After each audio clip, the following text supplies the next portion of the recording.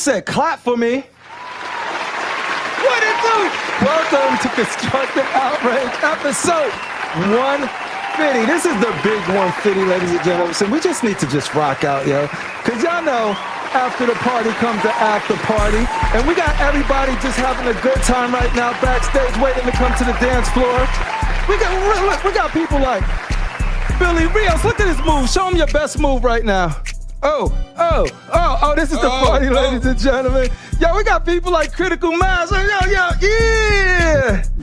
After the party, there's the after party. After the party, there's the after party. And let's see how a roll gets down. Ooh, ladies and gentlemen, look at the moves. He can't be stopped right now, ladies and gentlemen. Ooh, the roll by, yo, get on his level. And then we got over. Look at this. Look at those moves right there. Look at the shoulder shake. A little shoulder shake. There we go. Yeah, she got it, ladies and gentlemen. And the moves that brings babies into the world. Give it up to Bernardo, ladies and gentlemen. Yeah. Oh, look at that. Ladies and gentlemen, look at this. Look like that's me. Look at this panel. Let's cut this music off. We got Mestas over here still giving me live footage to show tonight. It's going beep, beep, beep. So we got a great show for you guys tonight. Let's cut this music off right now, because I know how busy it is with traveling and decompressing and working on your own shows. So I just want to thank everybody who found the time to hang out with us tonight for whatever much time you got to share with us. It is much appreciated. But yeah, no, and me and Billy was talking, this is not going to be about me. I'm talking a lot now, set the stage. But what we really want to do is hear from you guys and share your experiences of like, from Sideshow, going to Sideshow, being back at Sideshow, and what are some of the differences? Did it meet your expectations, exceed them, below your expectations? Who do we got to beat up? Let us know. And then from Chris, from covering it, from somebody who been to them in the past, and you going to it in 2026 after the pandemic, after all of that stuff, what were the biggest differences and all of that good stuff?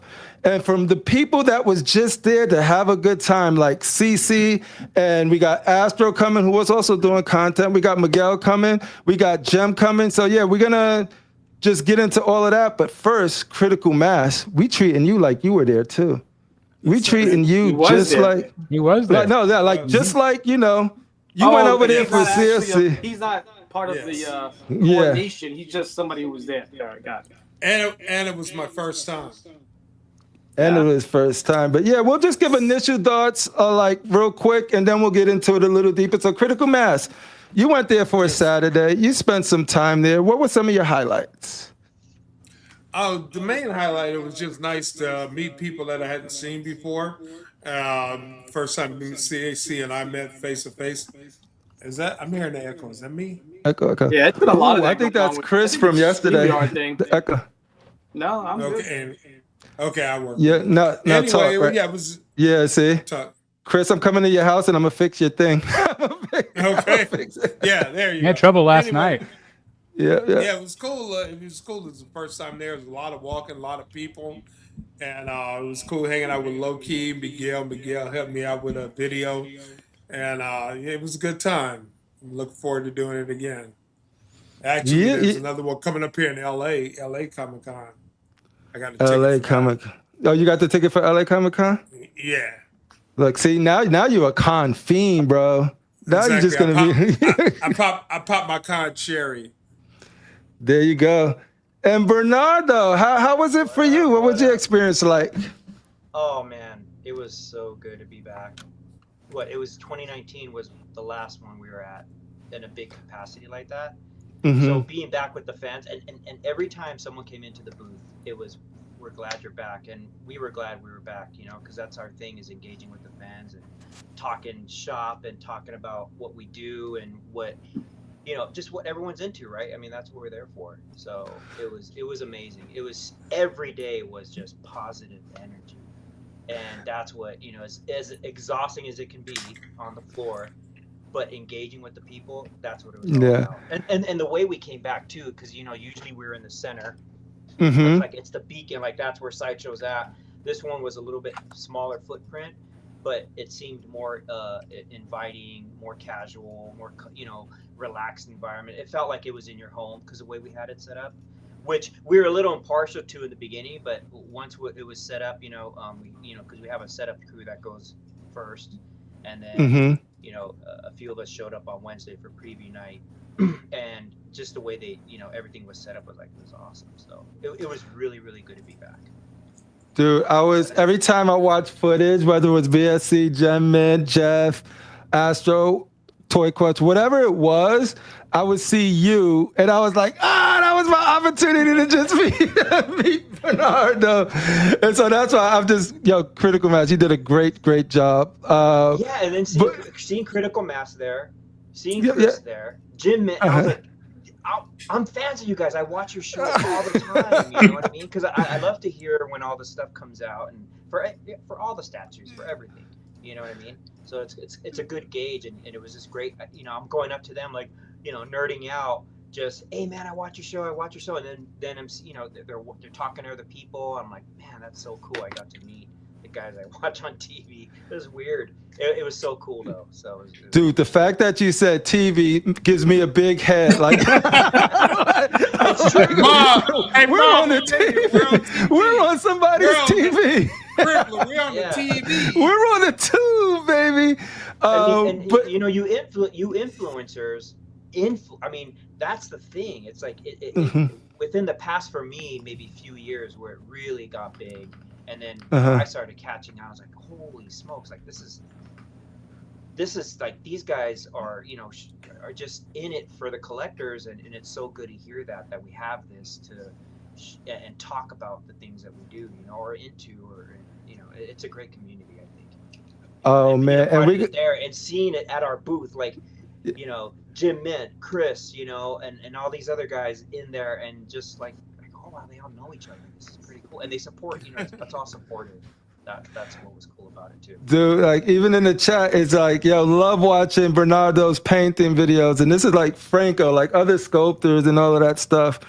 So yeah, like when you guys cover this stuff, this is what, like I always say with this channel, for me, we took a break and we wanted to really figure out how do we want to come back. And I was like, the only way to really do this is like, only thing people really care about are the statues. So what would be a good way for us to just bring information to the people and let them decide if they like it or not. But you, Mestas, everybody that messes with us allows us to do that, whether you come in and show the Killer Croc and all of that good stuff. And I feel like you guys going to these cons extends that. So now it allows us to bring more statues that people are looking forward to, might want some information. You know, the channels that were there can ask the questions that the community wants them to ask. You're like, why is Batman head turned? You guys could explain it and then give people more detail and information, and they're more educated when they go to pre-order something. So you guys allow us to do that, especially this gentleman right here. Give it up for Anthony Mestas. What's up, guys? Hey. Sorry, I popped in a little late. Dude, yeah, we know your time is valuable. The fact that you're here. I was trying to send you some. You were saying some behind the scenes photos. So I got them. Some setup photos. They weren't the polished setup. Anyway, what's up? What's up, people? No, dude. I know you guys are tired. But yeah. So like I said, we're gonna say what's up to the people, and then we're gonna come back, and then we're gonna just get right into it. So thank you guys for being here with us, and let's welcome our homies. This is gonna be the quickest welcome that y'all guys ever got. But ladies and gentlemen, thank you guys for being here with us tonight on episode 150. Y'all could have been anywhere. The fact that you guys are here with us, it is much appreciative. Appreciative to people like this old Geek 25. Thank you, gentlemen. The worlds need more c.o.c. Remember them here? I'm just kidding. Yeah, convention c.o.c time. The Cameron Mark says, what up, folks? Excited for this one. 34 Easy in the building. What up, Crippler? What up, 34 Easy? We got Rosie Mons. Did I say that right? Oh, that's Spanish. Yo, who's Spanish here? Who got this? Okay, my name's Gonzalez. I got to try it. Iberardo. Don't hate me. D-Flex1 is in the game. Yo, ladies and gentlemen, we got ToyQuest101. You got to do a dance, ToyQuest. Oh, we forgot to make Mestas dance. Oh, dance. Yeah. Even Chris danced. We was like, it's a party. Hey, there he is. Yeah, Hold on, I'm having issues with my camera, so. You work on your camera and your moves, and we'll get back to you. Theodore, I appreciate it. Couldn't be possible without the people who accept the invite, so appreciate you guys. Rosamond says, that's my brother-in-law. Who's your brother-in-law, Precious? Let me know. Said Romy. Hello, son to the Cabbage Patch. Hey, we got moves. We go back decades. What up, C.O.c? Oh wait, no, that's the WAP. Y'all, what do y'all know about the WAP? Cabbage Patch is like this. Yeah, hey, see, Bernardo knows. What up, C.O.c? How was that San Diego Comic-Con? We about to get all in it. Mr. Popo, love him or hate him? They got a post on one of these things. Yo, Mr. Popo, keep doing you. Don't let anybody tell you what to do, what to collect, homie. Philly Z says, hi everyone, familiar faces from this weekend, new to the channel, hit that like. Hey, that's yo, up for you, homie. Thanks for encouraging these fools to hit that like. Brian, see, we was just about to party, but it's hard to party when Brian ain't in the building. He got some stuff to handle. Work. He barely like, if he can make it, he's one of the first ones here. So he was trying to at the very last minute. But shout out to Brian, we missed you, homie. But it's kind of good, so he can't like force me and try to like peer pressure me into buy stuff. Cause no, we're just trying to keep you from buying the little statue. Yeah, that's what we're here for. He wants you to buy that big statue. Light up. I know. We'll talk about it. You held strong though. It's hard, dude. But I gotta get one because I don't want it to be like the Nihilist, where I couldn't decide and then I didn't get any of them. You're getting nothing. I know. What up, C.O.c and CeeCee? There's a lot of C's in the house. It's good to have CeeCee with us. She's the reason I got that Transformer freaking art print right there. Artist proof, so beautiful. Oh, she got you too? Yeah, dude. Anybody who's into the art print game, they have to go through CeeCee or y'all ain't doing it right. What up, the camera run, Mark? Where the echo resides. Hey, don't worry. Chris is a professional. He'll know when to mute and when to unmute when we need that, Chris. I've been muted for the last 20 minutes, so I've been trying to be quiet. Yeah. No, I think it went away. Burn, all we needed was a couple of beers when we were chatting. Ella, nice to meet you. Yo, I'm telling you, I've met and hung out with Mestas, you know what I mean? And so like, that's always looking forward to that. But Bernardo was one that I was like, oh, every time I see the pop on camera, I was like, damn it, I should have went. It would have been mad fun. Let's see, Franco Carlissimo, Sculptor Extraordinaire. We are all fans of each other. That's what's up. See, a lot of people think there's a lot. Like, even this panel is a testament that there's no beef or egos up in here. We just here for the statues and have a good time. I don't know what you're talking about. That's right. We love. We eat beef. We don't have man. beef. So. Oh, you got beef. Yo, you got beef with Miguel, but okay, that's not the side. That's the side. That's the side beef. the fact that you sucked it up to be here for do it for me is much appreciative, because I know you guys want to really put hands on each other. Yeah. Travis Billington, just like the freaking old school days. I reserved Sideshow. There was tons of that during our last week's episode where people was like already. Yeah, they was like, dude, Sideshow Toys and Mega Red. That's old school. Yo, you used to be Sideshow Toys? At the very beginning. I think that's some lore. Was a question mark, wasn't it? It was a question mark. The logo way was back a in the day. Look at that. Thanks, Brian. As always, c.o.c said, I checked every day to see if Freeze or Croc has dropped. Take my money, please. You're not going to be disappointed. These statues be speaking for themselves, yo. Yep. What up, guys? I see 2 Sideshow employees. Are there any other reveals? Oh, there's no reveal. Dude, they reveal so much, so we got to get through that. But don't worry. Yeah, we got You never know. in this. Yeah, you never know. If you guys have any questions of what you guys want to see them do, I'm pretty sure if they could answer, they will, and if not, they will hint very heavily. Bernardo in the building.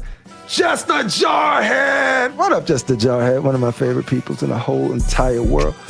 Battle Cat in the building. What up, Battle Cat? Thank you. Artist Proof in the building. Shout out to Artist Proof. Brian, get that Raven tonight. That's what's up. All right. I appreciate all you guys being here. Let's cut this music off and let's get to the lounge so we can conversate, during the after party. All right. See, this music don't want to go off. They want to keep the party going. All right. So we got some, ToyQuest, Miguel, thank you for being here. CeeCee, thank you for being here. I'm pretty sure I sent Astro the link, so Astro should be being, oh yeah, he said he might be a couple of minutes late because he'll be rushing from work. So Astro will be here too as well. Shout out, Battle Man. What it do? Figure it out. All right. So let's set the stage. Sideshow. Let's bring you next to Burn right there. I'm gonna be in the middle of you guys because I really want to know. Daniel Bell was on the BSC yesterday. Go back and catch that episode because you can get a lot of good perspective from his perspective. But we're gonna hear it tonight from Mestas and Burn's perspective.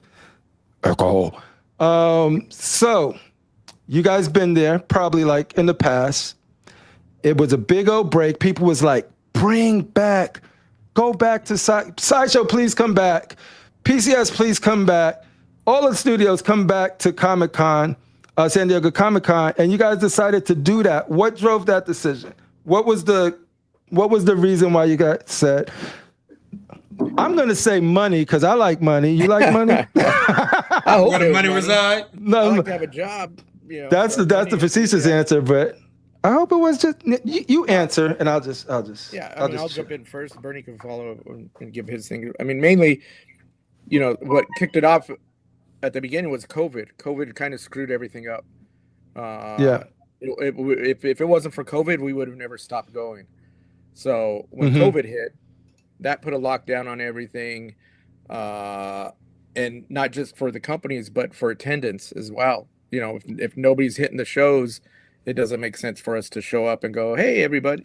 Even we couldn't because it had locked it down in Southern California. Yeah. And then when it started coming back, when they started opening the door, like, okay, let's get this thing going, this, that, and the other. I mean, unless you're from SoCal, I mean, even the San Diego Convention Center was set up for their housing a bunch of homeless people in there during COVID. So they had to go in there and clear that whole place out and do a whole bunch of stuff and get it back on its feet. It took years. Hold that thought real quick because we're going to welcome in from the Minty Fresh's establishment in the state, Jim Mint himself. You got to give us a dance. Oh, but there's no music. Damn it. Anyway. Welcome, Jim Mint. I'm excited to get all of your thoughts and your perspective of San Diego Comic-Con. But for now, welcome. Look at this print. What's going on, everybody? What's up? So right now, Mestas is explaining some of the reasons why they decided to go back to Sideshow. San Diego Comic-Con. Without dragging it out, too far, but. So anyway, there was a lot of things that came into play where, COVID was the main thing. And then, so when we weren't attending, there were no people, the attendance was down, everything was down. So it didn't make sense for us to go back. So it gave us a chance to take a break, reevaluate. We had to kind of adapt to a new time of what was going on. So that's when we started having our con at the studio. We were able to kind of control it a little bit better and set everything up, and we had all the product here, and we weren't having to ship stuff to San Diego, et cetera, but that worked great for a while. But I think everybody here wanted to go back.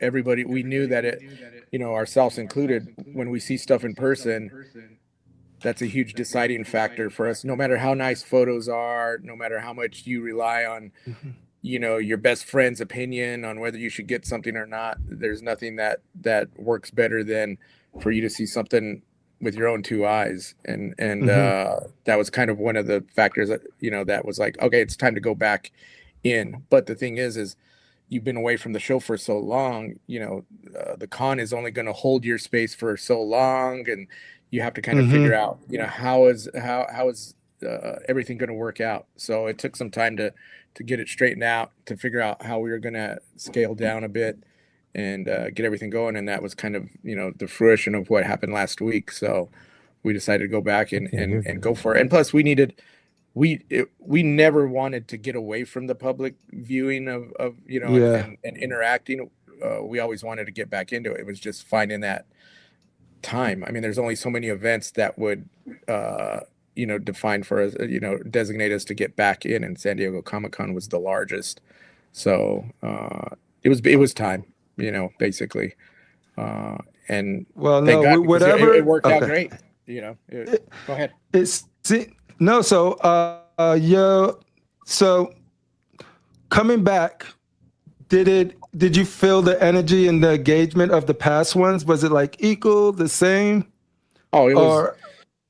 I would say it was more, because I mean, the energy was there, the fans were there. It was more because we had been gone for so long that when we got back, it was kind of like, everything out of everybody's mouth was like, thank God you guys are back. Welcome back. I can't believe you guys are actually here again. So that was the consensus. Everybody was excited to see things in person, and see, see what we were bringing to the table. So nice. So Bernardo, from your perspective, in the past, you guys have done SideshowCon. SideshowCon has been your thing, and it works for the art, for the customers, but for the core fans, it's just sort of like, oh, there's something about just being there where anybody can go in there and look at them. How was it for you, your overall experience at San Diego Comic-Con, and seeing people googly-eyed over your pieces? Yeah, like I said, the energy getting there, we were excited to get back. And so when we hit the floor and it opened up, it was, like I said, people were walking into the booth, glad you're back. First thing out of their mouth, glad you're back, glad you're back. I'd respond, so are we. This is our jam. We go because we want to connect with the fans. It's not the same online. And like what Anthony was saying, this is our niche, this is our bread and butter. We want to connect with the fans, and then you generate new fans because now they're able to see, like, well, what's Sideshow? What is this? It's really cool being out on the floor, not just at the booth, hearing people on their phone saying, hey, we're going to be at Sideshow, or I'm right here at Sideshow, come to Sideshow. At the booth. And hearing all that is just really cool, because as much as we have fans that go for us, we go for them. And we go for, all the other, stuff that's around there, the company. So it's like, and we get to engage, and it just generates all this positive energy that, that's what we're there for. First and foremost, it's for the fans, and they could see what we do, and talk to us, because that's what we like. Yeah, it's a prime time for people to ask, do exactly what, the c.o.c and some of the other shows allow when we get on the show, back and forth asking questions. Now it opens up to all the fans that maybe that don't follow the shows or whatever, and they're right there. They can ask questions. They can say what they don't like. They can say what they do like. It opens it all up, and it's right there front and center. So it's always good. The best parts are always watching you guys' videos.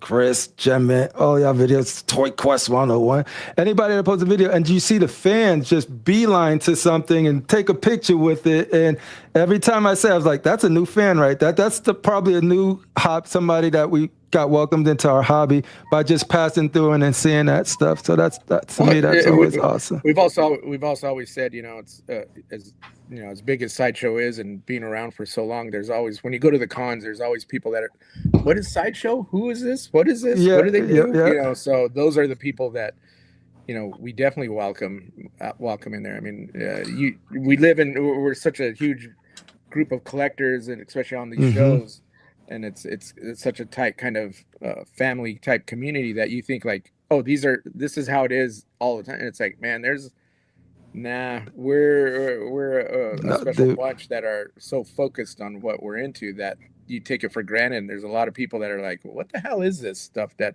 people are freaking out over and spending huge amounts of money on? Yeah. So I'm gonna go over these pictures you sent, and you can walk me through this process. And Chris and anybody on this panel, if you guys have questions for anybody, feel free to ask. And Chris, I know I muted you, but unmute whenever you want to talk. It's only because of the echo. All right. So how am I doing? Do I have an echo? No, you're good. So I'll tell you what. That's what I noticed from San Diego because I hang around different groups, and when I start to hear people who don't collect statues talk about, hey, have you seen those statues down there? I was like, okay, it's going to not like the hardcore collector. So I think it's great to be out there and all those different people see it that they might not catch it on YouTube or something. It sparks the mind. It sparks curiosity, and they might not buy nothing there, but it's going to stick with them. And whatever they seen, it's going to be something they'd be like, yo, where do I get this stuff from? And that's how I got it. It was just like sideshow.com. I was like, what the hell is a sideshow.com? Look it up, and then boom, Break Up Brimstone is jumping out of the page. I'm like, they got me. It also brings, you get unbiased kind of feedback because, once again, the community here is so tight and opinionated. They know what they know what they like. They know what they're looking at. You get people that aren't sure. They'll come in and they're blown away. They're not as, over. What's up with this and what's up with that? They're just like kind of awestruck, and it's good sometimes to see that stuff because you get so wrapped up into people that are such hardcore collectors. It's like there's other people that, hey man, they're not so serious, but they love what they're seeing and they enjoy it. Oh my, yeah, I think so that's kind of refreshing when you get that aspect of it as well. I was just gonna say that was one of my favorite parts of the entire show was just simply sitting back and just watching people's reactions and listening to their conversations and them discovering that stuff for the very first time. So that was really fun just to kind of sit back and just see the excitement, because there was a lot of excitement in that booth the whole time I was there. Yeah, definitely. Like even at home, because you get the energy there and you're creating new fans and people that are huge, been in the game for a long time. And they're getting satisfied and being like, whoa, because the point I was trying to make last time, and I talked to you about this before, is just sort of like you had surprises. You brought the stuff that people wanted to see that was already revealed. But when you wake up and you're like, what is an Omega Red? What is a Malgus title or whatever? It was always something coming out of it that got Star Wars fan excited, it got a Marvel fan excited. And I think that's the only type of energy you can get, is just sort of like when people can see it, and you guys don't even have to promote it. They're going to come back and be like, yo, they doing a Malgus? Yeah. The first thing I seen on DCX was a Malgus. Yo, when Anthony comes back and reveals that, tell him I need to see that Malgus. I said, I'll let him know. The good thing is, and we were talking, we had a lunch today, and everybody that worked the show, we kind of got together and just kind of gave feedback and, kind of like a post-mortem kind of lunch, the deal. But the good thing was, and it wasn't just coming from me because I had heard it, but a lot of people had heard it. And it was, wow, this piece looks way better in person, and because that's important.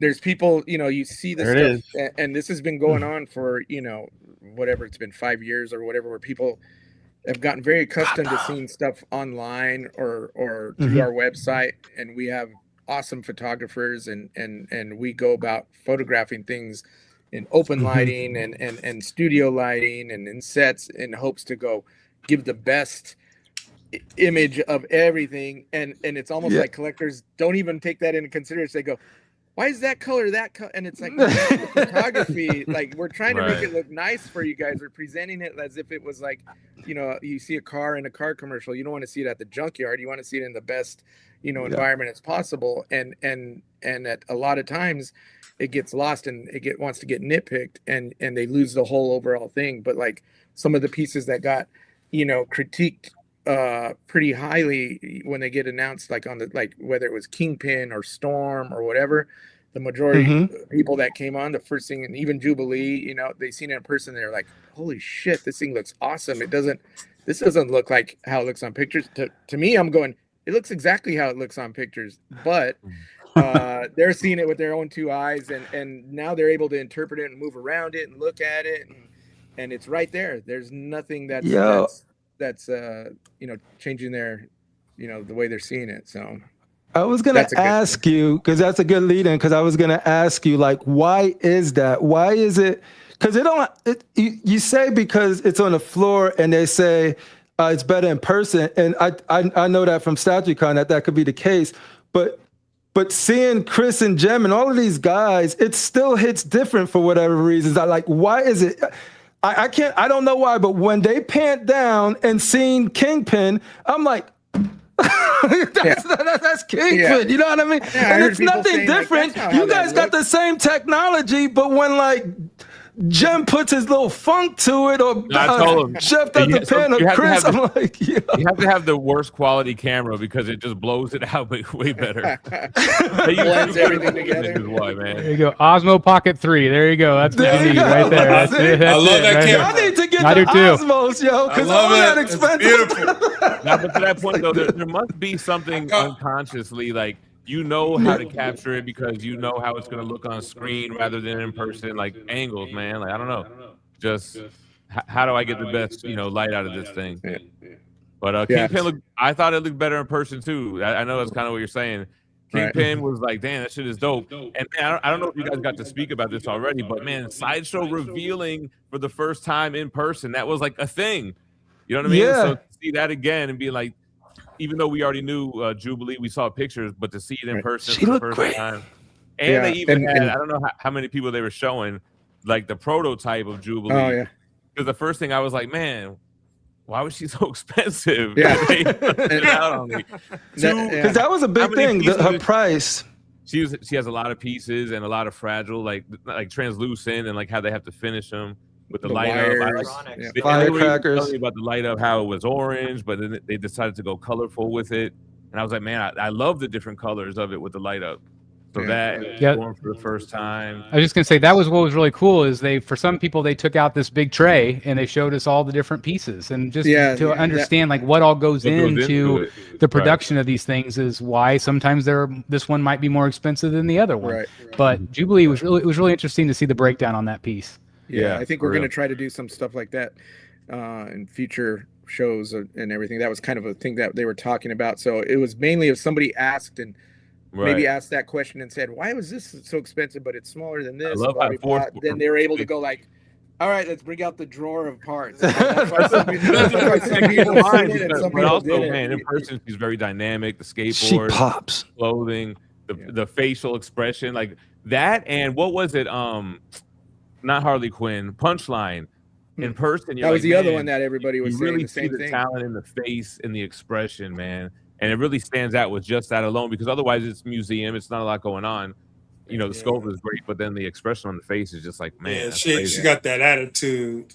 Yeah, conveyed very well as before. How about Cyclops, though, man? Yeah. Well, so Cyclops, I have Cyclops every day. But I was just gonna say that too. Like we've built up to this as like hardcore collectors, but for a casual, just somebody walking by, Cyclops in person is crazy, man. Oh yeah. People were seeing that thing across the hall. Right there. Yeah. Hold on, let me see. Yeah, right there on the corner is a good spot for him too, because everybody kind of drew everybody in. Cyclops is a great piece, man. Yeah, the price point of Cyclops was crazy good for like what you get, man. And that's like one of the pieces where people. I get that piece. I was like, there you go, Marvel Chris. You got to. I think the brightest light we've ever had, like the brightest lit piece. That red, man. I mean, like, I'm still impressed by it. I'm still impressed by it. That's another thing. Like literally, like.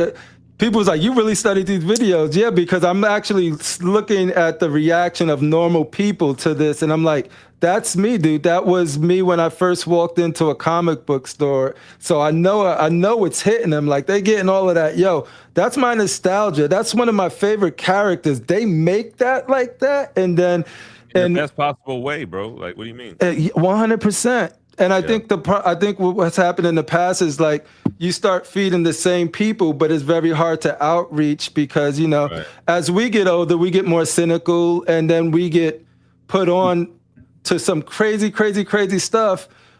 and we judge everything without a price scale of just sort of like, yo, of course that's going to look better. It's $3,000, it's $4,000 or whatever like that. But when you take it, and Reverend is a great example, like that thing is like hitting me in a way that like y'all don't even know, because I love Reverend so much. And so I could imagine if I didn't know anything about it, walking the floor and I see one of my favorite characters up there load up different color lightsabers, like, they make this? So yeah, no, you guys did your thing. I'm going to pivot a little bit because I really want to get CeeCee and I really want to get everybody, Miguel, everybody in. So I'm going to show these pictures and you and Bernardo could just go back to back. And then there's probably let nothing me know. really to, it's just, if they're the ones I just sent you, they're just behind the scenes type stuff because you've already But this is the cool stuff. This is the stuff that setting up and goofing around. Like, yeah, so this is how, so yeah, I'll just go through them real quick then, and then you guys can sort of see how it came together. Yeah. You want to put some respect on this guy's name? That's Matt Bischoff. He's basically kind of our supervisor. He runs development and everything. So that's him looking happy, having to steam Darth Vader's. He looks very happy. Fabric. So he has his little hand steamer. That's one of the things that we take with us to the shows as a steamer. So we have to steam out all the wrinkles and make everything look nice and presentable. So that's what he's doing there. And the funny thing true, is, Mestas? Is this true? Bernardo looks better in person. Yeah, sometimes. That's I can believe coming that. from my family right there. Yeah, I was gonna say, I think is it the lighting? It looks better in certain lighting. On. Yeah. And you know what, So that's a good detail. So he actually, like a lint cloth, was able to steam there's steam that comes out. He has to fill it with water and steaming out all the wrinkles on that piece. And it must have worked because some baller came through and bought that Vader off the floor and took it. What? And that's that was me. That's I bought it for $9,000 Rashid. He needed it. You know. Yes. So yeah. Matt just texted me. He was like, he must be watching the show. He's like, what the fuck? He took a picture of me up there. Yeah, we got you, Matt. Show that picture again. That croc looks bigger than that dude. Yo, he's bigger than Matt. Look dude. at that. Look, this guy is proud. He got a he got a white feet on. Croc's He's ready to work. That's right. That's Julian. He works in multimedia, but he's all around. He's been around the place since he was a wee little lad. So he's. No, I be seeing Julian in the pictures. Yeah. You see him doing like the box.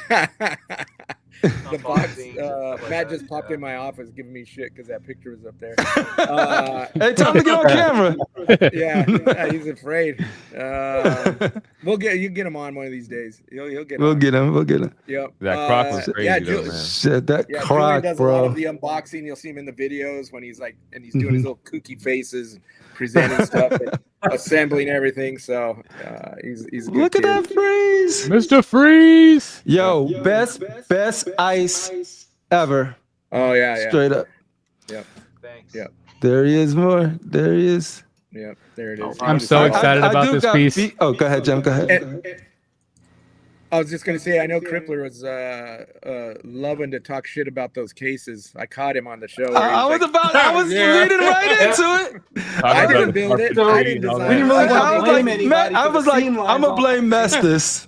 Yeah, I know. I heard him. I was like, He went in on it last week. I was looking to see if there was a picture because I'll give it up to the team here that built those things. I would have finished the edges. I would have finished the edges too, but they wanted to keep that kind of DIY kind of vibe. But the thing is, those seam in the those cases, they split, so they come apart. So that big seam down the middle, and they fold in, so you can get them on pallets and ship them, and then open them up. So they're very modular. So all that shit talking you were doing. Yours in the back of a Hyundai. Hey, I went in so hard. Oh no! I was laughing because when we seen them get built and they were in the warehouse, we were like, "Yeah, what is this bullshit?" He's like, "Yo, did they go run to Home Depot right before the I was like, "Yo, They were going on the road. They stopped at Home Depot. As soon as I seen that, I go, "Man, I can't wait to tell the guys like they were knocking those cases." And then the bottoms open up for storage, and a bunch of shit goes underneath there. So anyway, Anthony. I don't want to defend him. I didn't build him. Speaking of the cases, a lot, including myself, I want to know this. Do you know where you guys got the black risers? Good question. I'm gonna get a link for you guys because there was a bunch of people that I seen online asking. We could have probably got them just off of Amazon, but they might have somewhere specific where they got. I would love to buy some because I think they really complemented the statues really well because of the shininess of the black. I thought they were really nice. Yeah. Yeah. And one of the keys to when I see, not to get off topic, but when I see people display their collections and on their shelves and stuff, the one thing that bugs me the most is that they display on a flat surface all at the same height. And the thing is some of those pieces need to be elevated just for visual aesthetics, and it makes everything work a little bit better, so that's why we have all those, if you notice and you see everything, there's some pieces up high, some pieces low, just to get it to play on the eye line and everything. This is Callum Cunningham. Callum, did you do these shelves, Callum? Which one did it? I need their name. Yep, I'll give you the name so you can give it a shit. That's this man down on his knees. Oh, I know who's responsible for these. No, but like I said in the video, though, we joshing on this shelving. But the statues that were on them were freaking. It was crazy. Callum used to be in graphics, and now he handles overseas production, and so is Michael Tolentino, who's in the background there. So they're assembling some stuff, there. So yeah, Callum's that looks sick. Yeah. The monsters. I wish Brian was here to look at the monsters. Yeah, who is this gentleman? He's from IT, so even IT is getting in the middle of and putting in work. That's Brett. So he's helping out, putting stands up and taping wires and doing all kinds of stuff there. So it's like all hands on deck. All hands were on deck. We had a much smaller crew of people working this because it was a smaller, show, and we wanted it. At the old shows we had, it seemed like everybody from Sideshow was there. Like ants. Damn it. Doing everything, and if you remember, if you went to the previous shows, shout out Marcus. We used to have monitors and all kinds of bullshit all over the place. So our whole IT department used to go out there and have to deal with wiring and there's a lot of stuff that goes into there, like securing internet and making sure you have it boosted, and you got to pay for extra, this, that, and the other, and extensions and power. And so we used to have our whole internet, and we're running, scanners and iPads where you can log into QR codes. So there's a lot to it that goes into that part. I think you guys know like I said, it takes a lot. You guys got IT there. Yeah. A lot of work that goes into these events. There's Lincoln. Yeah, there's Lincoln. Jesse's so camera shy, but if you talk to him, he didn't shut up that whole show. He doesn't I know, right? Talk to anybody that whole show. He's talking to everybody. Yeah, he was like a movie star, signing autographs, kissing. Yeah. Really? Yeah. He's talking to everybody. But just give Jesse a beer, and it'll all be nice. It'll all do that. Yeah. He didn't even need a beer that day. They're putting together the 1-to-1 Darth Vader, and it's not a hard piece to put together, but it is tricky. It's not like a 1/6 or a quarter or anything, because it has the huge cape and everything, and just to get it all straightened out, it was like, screw it. And Jesse had the cape on so they can like figure out, you have to snap it on the cowl. So he was like the mannequin, and then once they got it snapped on, then they were putting it on the full piece. So you guys got to be careful with Jesse, because he's been in a couple of products lately on the site, and now he's modeling capes. I think he's going to switch careers soon, dude. That's what I tell him. You got to be careful with that. I'll let him know that. Yeah. And here is your Dragon Ball Z. Yeah, that's where everybody was getting giddy because we finally had everything in place, and now they're goofing off and striking a pose. So. That's a great pose. The one y'all assemble. Oh, and that was sort of a gem. You might want to speak on this little malfunction in Cammy, right? The full silicone cami there. That cami moved like 10 times in that booth. Really?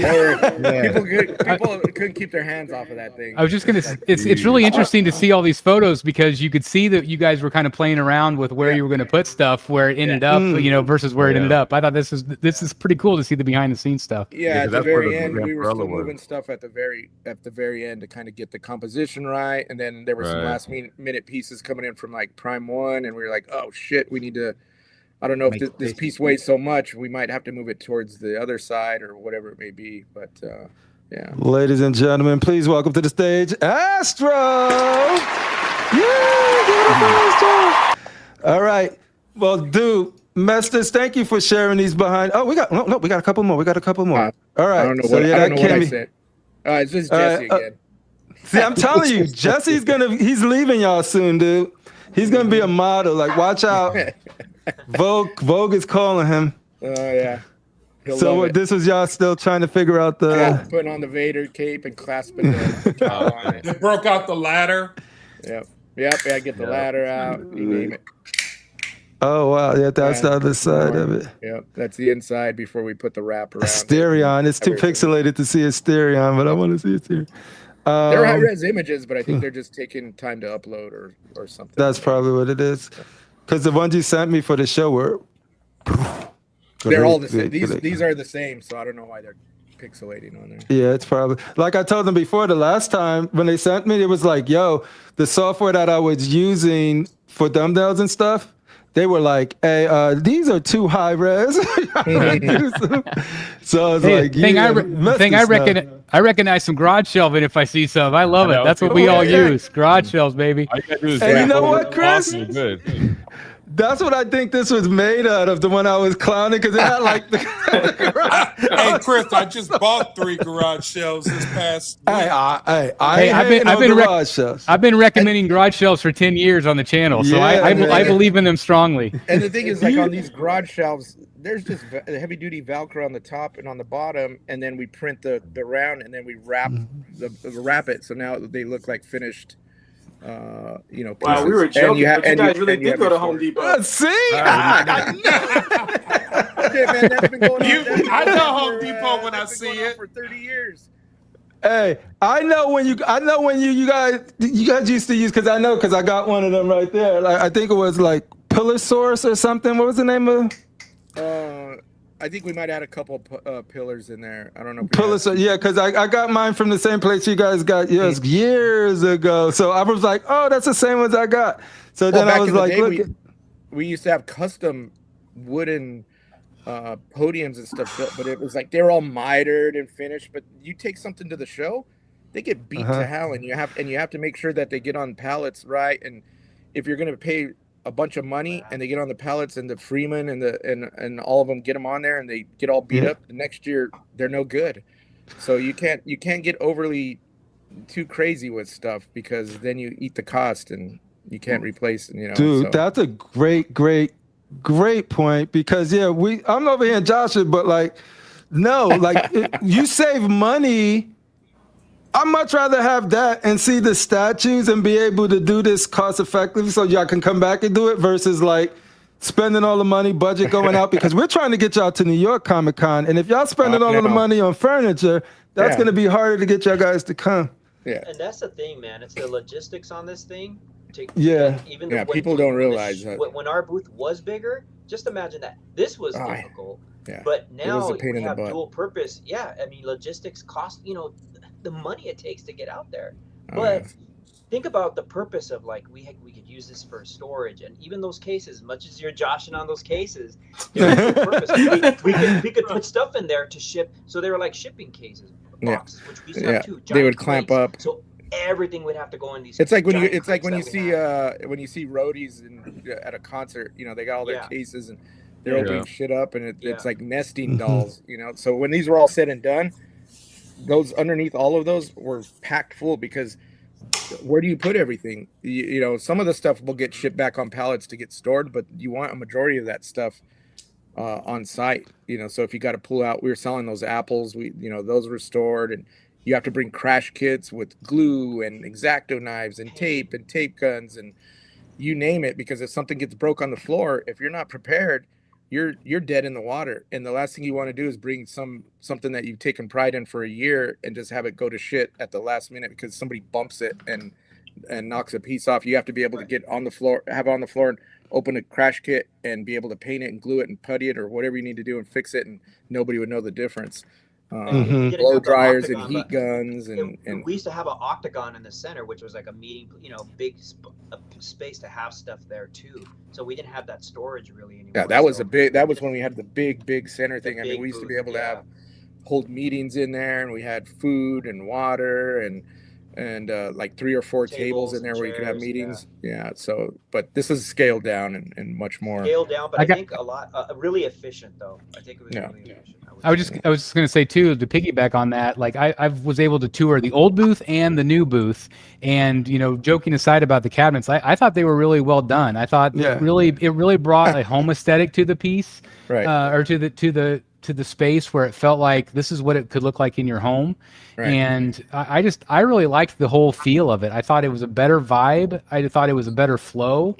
Well, the funny thing was there were a lot of people that were asking where we bought those and how could they get them, and I go, well, I made them. They didn't see my video. Yeah, I was like, talk to Crippler. No, but it was. So CeeCee, I'm gonna show something on the screen, and you share your thoughts with us. Are you ready? Yes. Yeah. Woo!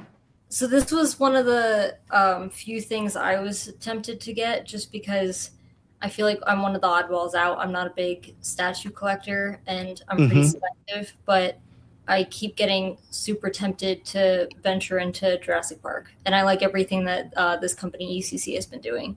As far as like, it's not, the purpose was the Velociraptor, but even next to it, that's a replica of one of the prop claws that was used in the movie. So I like that they're kind of got like lineage to the movies in that regard. This, I think the sculpture itself was kind of just like their interpretation, but they have been going back to some of the original artists that worked on the films for these. So that's what appealed to me the most for these. And I will say, through that whole the rundown on Sideshow, not to backtrack too much, but I want you to talk about your experience, whatever you want. I've only been going to San Diego since I want to say 2022 or 2023. So my first time seeing Sideshow's booth was actually Star Wars Celebration in Anaheim. And I remember my friends walking me around, showing me things and telling me like, oh, their booth at Comic-Con is so much bigger though. It's just huge. And like everyone meets up there. It's kind of like the mecca of everything. So I was obviously thrilled to finally see it after getting hyped for several years on how appreciative it is to see the statues in person versus the beautiful photos online. And I agree. And I really, as someone who's like sitting in my living room right now, I appreciated the idea of seeing them in a home. So I really liked the vibe. It was the best vibe, I think, of all the booths I went to. There's some that are classy and they had the carpet, which is fantastic. But I think I liked the aesthetic of you're trying to picture these items in your home. For that one person who doesn't own 9 statues like some of us do. Nine is gentle, right? Like I own 9. That's all I'm sticking to. But if that one person sees one statue in that booth that they appreciated and can envision it on the side of their TV like we had, then I think that's a total win. And that was a great choice. Perfect. If I don't want, I want to jump in on that. So sure. And I'm sure all the guys here, even the influencers here, can attest to when you see a new fan, because we all have this stuff, right? When we know what it looks like and we have it with us, but to see an appreciation from someone new who's new at the show with new eyes, you appreciate what they're seeing. I did that this whole time during the show. Little kids, people the first time there, I didn't get to meet CeeCee, but I'm sure the reaction is the same thing I've seen from first timers who come into the booth and they're like, whoa, and they're not judging it by like how you say, we go down that rabbit hole of like, oh, why is Batman head's turn? It's like, you know what? They're just appreciating for the art. But really, why is his head turned? I'm just kidding. Because it looks better that way. So they're able to have something that maybe they remember as a kid that's tangible now in their home. So that for me has always been the thing too, just like what going off of what she said. Now we're able to have something, get something that you like that brings back a memory of a movie that you watched maybe a long time ago, or just recent, or and people who are new at this will be like, you know what, they don't care, they just want to get something that's they have in their home that's a collectible or a memory, you know what I mean? So it's going off of what she said. For me, seeing that is why I do it too, you know what I mean? Because I do the same thing. I'll go to another booth, another would it be Jazz Inc. and all those guys, too. It's like, whoa, like, man, this is awesome, I all bring something to the table. And, just to add to Bernie, I think it's because everybody here are so passionate about it all. We surround ourselves by it in some means, whether it's our own collection or we're watching show. It's like it really is a lifestyle. So sometimes we get a little jaded because we're around, especially Bernardo and I, because we're around, we live and breathe it, whether we want to or not, because it's our job. And it's not just because it's Sideshow, but it's what we do. But the thing is when we go to the shows, like Bernie's saying, once I do get a break away from Sideshow, it's almost like, well, now I'm a fan because I'm heading to Bandai, or I'm heading to Four Horsemen's place or Big Bad Toy Store and all that stuff, and I'm looking at it the same way you guys are looking at, say, Sideshow, or I'm going to PCS or Infinity or any of those places, and I'm just as excited as anybody else to see, what does this look like? I want to see what it looks like, because the same way everybody judges our stuff with photos, I'll judge other company stuff by what I see in photos until I get eyes on it, and then I go, wow, that does look better. Or, oh, okay, that looks like what they were showing. Or, worst case scenario, it's like, I don't know, that's underwhelming, whatever it may be. But it's the same way. It's like, once we get out there, we start looking at stuff, and it's the same excitement for us. It's just not, at least for me, not necessarily for the stuff that I've been looking at for the past 12 months, because I've already seen it. So once we get away from it, now we see it through eyes of a collector at the show. So we can totally appreciate how people are seeing stuff. I liked also seeing some pieces I'd seen at other booths, either in prior years or just like seeing them in the Sideshow booth. Because we're all like cocaine addicts, so like I'd see it at one booth and be like, oh no, it looks really good, but like I don't know. And then I'd go to the Sideshow booth and I'd be like, shit, it still looks really good. This lighting didn't change anything. But and it's crazy too, like say Hot Toys stuff, because we don't. I mean, this is a statue. Everybody here collects statues. I think some dabble in Hot Toys. I know Crippler, you're into Hot Toys stuff, but there's so much Hot Toys stuff that we have. Oh, wait. I keep that in a closet, though, because I'm a hardcore collector. They can't know that. That's your other show. But I mean, with Hot Toys coming down and setting up shop and showing all their pieces, it's almost like a whole other facet of the fanaticism and collectors that are at the other end of the booth, because we not only have our statues, we have our 1/6 stuff. And the cool thing is you got Hot Toys there posing their statues and kind of making sure they look the way they're supposed to look. So when people come to us, they're seeing them in the best light. They're seeing them the way Hot Toys wants them to look. So they're all posed up, and like CeeCee is saying, you might see something somewhere else, and maybe they have a figure that isn't posed too good, and it looks kind of like, I don't know, the hair's all over the place, or the pose is kind of like goofy. While if you go to the booth, Hot Toys just went in there, and Sideshow as well went in there and have everything nice and posed, and it's basically like getting them ready for prom or something. Everybody's got to get on their best suit and outfit and everything else. And one of the things that we didn't see, and it isn't talked about because it's 1/6, we had a table there where we came up with the idea of like, what, let's have something different, let's have something interactive. So we had a whole posing station. So we had a big table that we had a bunch of 1/6 figures out, and now it allowed people to go in there and pose them and see how they work, see how the articulation works, because they're so expensive. A lot of people don't like to mess with them or are afraid to mess with them. And then you also had people that, we were talking today, that weren't even aware that those things even articulated. They just thought they were little statues. So all of a sudden you see they're like posing them and doing them in these wild dynamic poses. And the funny thing is we had a lot of young kids over there that were in there, and they could get their hands on those things and pose them and do whatever they wanted to do. And that was kind of that's the good thing, because you're bringing in new people, you're bringing in young kids. That's funny. You remember the Sideshow commercial when dude wakes up and the kid has all the He's on the sandbox. sandbox. That's probably one of the best commercials. When they did that, I was cracking up. But yeah. Well, I mean, then you had collectors like, I have like 50 figures, but I never take them out of the box, so now I can pose them here, or have kids like, I can't they hate me, figures, so I'll touch these, Yeah. It's really I'll be posing my things all over. Go ahead, Can I Billy. jump in real quick? Oh yeah. I just want to. I'm probably, hopefully, I won't be as long-winded as I think. But for me, obviously, it was just crazy seeing Sideshow back, right? And I think right now, and I was talking to a lot of people about this at the booth. I think this was like the best timing for them to come back, only because of all the things that are happening in the hobby, between tariffs and all this stuff, and companies closing down. Like, I felt like the world was healing when I saw Sideshow back at Comic-Con, right? And I was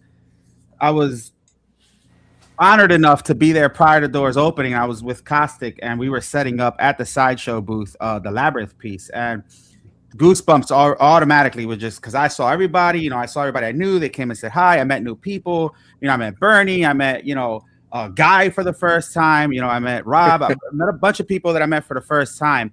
And one of the things that I saw, aside from obviously the happiness of everybody, right, is like a melting pot, because not only were fans happy to be there, right? Not only were influencers happy to see them there. You saw Prime One Studios there. You saw Hot Toys there. You saw Pure Arts there. You saw Caustic Plastic. It's like, sometimes we go on these live shows and we see like, we're putting stuff up against each other in competition, but for like, it was just a world of peace. And you saw all these like people there, and every single one of those companies appreciated Sideshow being back. Not only because obviously they're distributing their stuff and they're partnering with them, but they have a place to display their stuff. But it was just it was such a great feeling. It was so positive, right?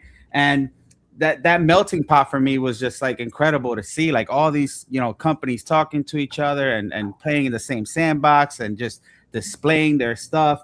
And then one thing I really want to I'll say two more things.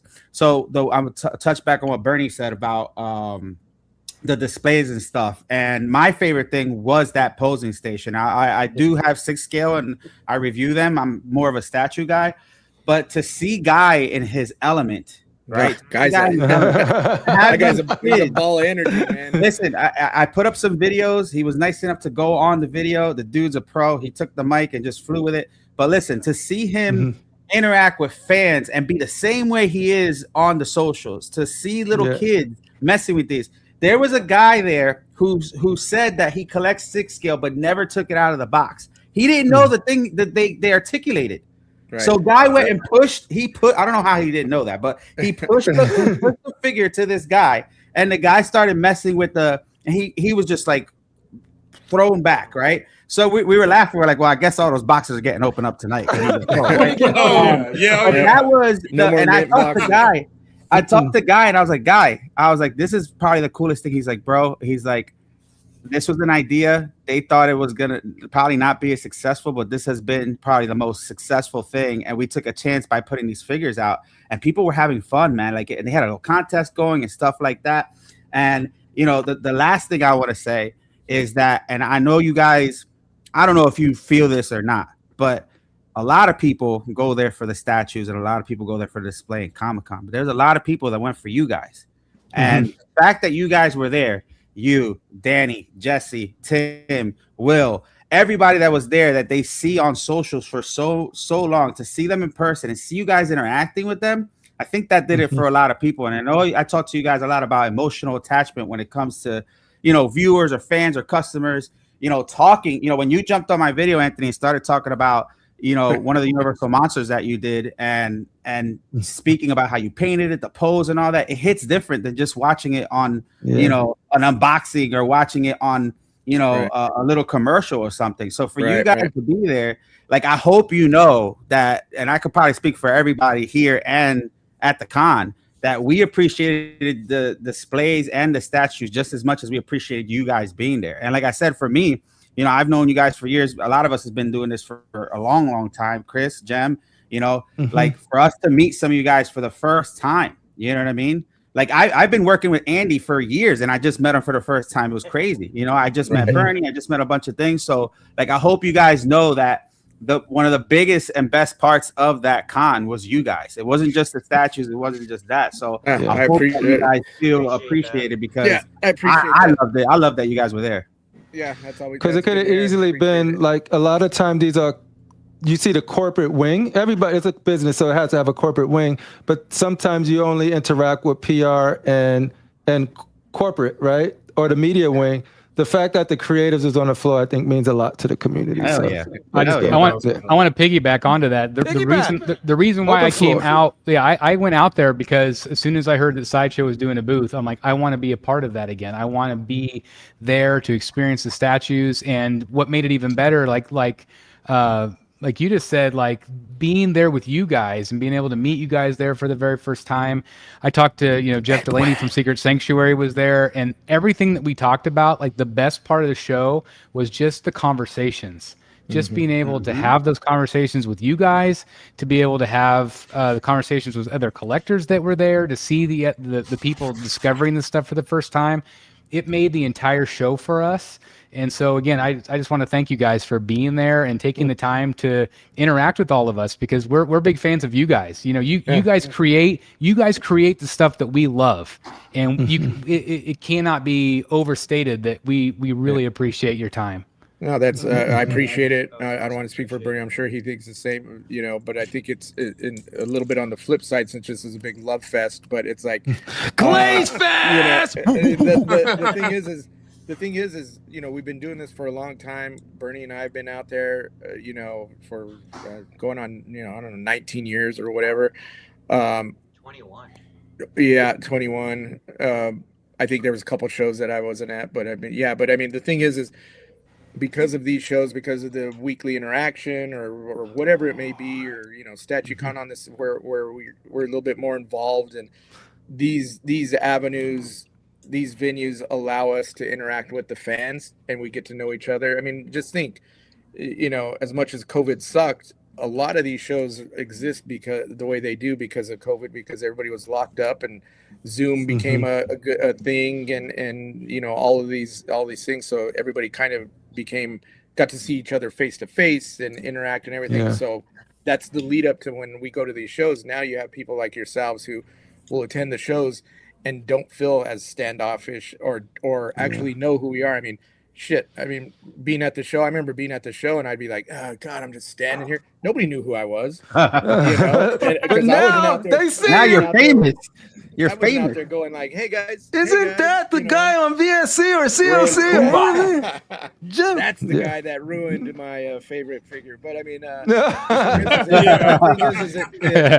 it keeps it open to where now people aren't as standoffish and can come up to us and feel like they know us, even though we've never met. We can answer questions, and we feel the same way where, I'm not the most outgoing person. I think I'm outgoing now because of these shows. But prior to that, I'm like, I'll just stand around and if somebody comes up, I'm more than happy to talk to them, but I'm not going out there and going, hey, have you heard of Sideshow?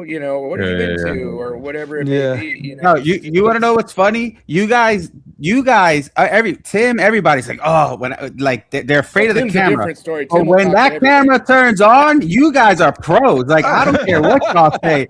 Like, one take all the time. You guys sound great, and I don't know. I feel like I know you guys doubt yourself sometimes, but you guys are all pros. I mean, I know we all can't be Guy, right? Because Guy's on some guys on a different level. You guys on a different level. Yeah, you guys do a really good job. You guys are passionate, man. That's you sound good when you're passionate, But you know what? I think the beta test, I think the spark of this was STATUECON, because I think that's where the first time we got to interact with creatives, right? And so I'm excited that you guys are going to be back at and Jesse going to be back next week. So the fact that and Jem motherfucking Mint's going to be in the house. Who else is going to be there? All right, Astro is going to be there. Yep. Dude, me and Billy, we try to make it work so much last minute. We was doing flights and everything. It just couldn't do it where I could be there one full day, but he couldn't be there the next full day. But STATUECON is one of the events I super believe in the most, because it it really did spark the interaction and getting to talk to you, absolutely. getting to talk to Jesse, getting to talk to Bell, and then sort of like carry on that relationship and not seeing you guys as a corporation and not seeing us just like some media people that's just out for clicks and toxicity. So it was able to build a relationship. StatueCon did it, absolutely. Yeah. Because so I'm excited. Anybody get a chance to go to fucking StatueCon? Fucking go to StatueCon, bro. It's it's good because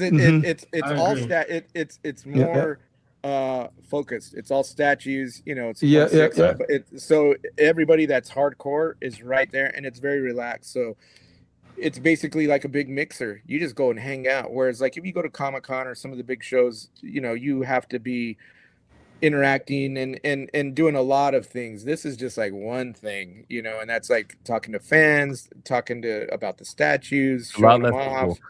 You know, there's dinner and everything. So StatueCon opened it up for Sideshow to kind of have myself and Jesse and the artist to interact again with all the fans and everything, where that wasn't happening before. So yeah, you know, big up to StatueCon. Did Crippler freeze up? Yeah, something happened to him. Shout out to Marcos. I saw him in the chat earlier, but yeah, it kind of seemed like that event kind of showed some of the companies that, you know what, these YouTube dudes aren't that bad, you know? Right. I mean, we're not that bad. They're not that bad. Which is funny. It's a little bit more. It's a little bit more intimate. I'm sorry, he's muted. Right. Astro's muted. There's that guy out in Kansas. Billy's muted. I can't hear anybody now except for Critical. Oh man, can you hear me? I can hear everybody. Yeah, I can hear Chris. I can hear everybody. I can hear everybody. Can everybody hear me? Is everybody hearing Yeah. Astro's talking. Well, I can't hear you him. know, it's funny you guys saying. I thought you guys all knew each other already. Like, you know, we knew of each other. Okay, so a lot of them knew. But so at Sideshow, right? It was just weird how it seemed like you guys. Like I said, I thought, oh wow, they all know each other. Like, this is awesome. But the fact that you guys just met there, I just met you guys.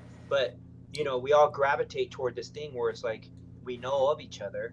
And for us to meet and for it the way it went off, I think it was such a blessing. You know what I mean? Yeah. Like, really, like, seriously, I'm so appreciative of the fact that we were able to get our first time back, and then this happened. It was just so weird to have it the dynamics of how it all happened. You know, there's not a lot of places where we can all hang out. Like, you know, like I live in Kansas, Billy lives up in New Jersey, like everybody's all over the place. Scattered everywhere. And so unless it's a con, you know, like a New York Comic-Con, like I'm going to hang out with Billy in New York Comic-Con and Brian and Eric. But like, unless we're at an event like that, yeah, you're not going to run into each other. No. So having a StatueCon or having a Sideshow booth or having, you know, anything like that, we really appreciate any opportunity we can get, because that's a chance we can all hang out together. Like I've never met Critical Mass in person yet. I've met Crippler in New York once. Astro, just met him 3 or 4 days ago. Obviously got to hang out with Jim a little bit, see Miguel. I met CeeCee, what was that, back in 2023, whenever we were there. Yeah. We did a little meet and greet thing that we did. So it's like anytime we have an opportunity, it's just awesome. Yeah. It's always good vibes too, you know, like it's always good vibes and everybody's like happy to see each other, you know. We all take it. Because I was trying to keep an eye out. I did get to talk to Jeff, and I met his son. And I was wondering, where's Chris? I'm going to bump into him. And I didn't even know Astro was there until I was on my way back driving home. Dude, listen, I was sitting in Hall H all Saturday for the Marvel panel. There's Crippler. So Crippler. He's back. Crippler.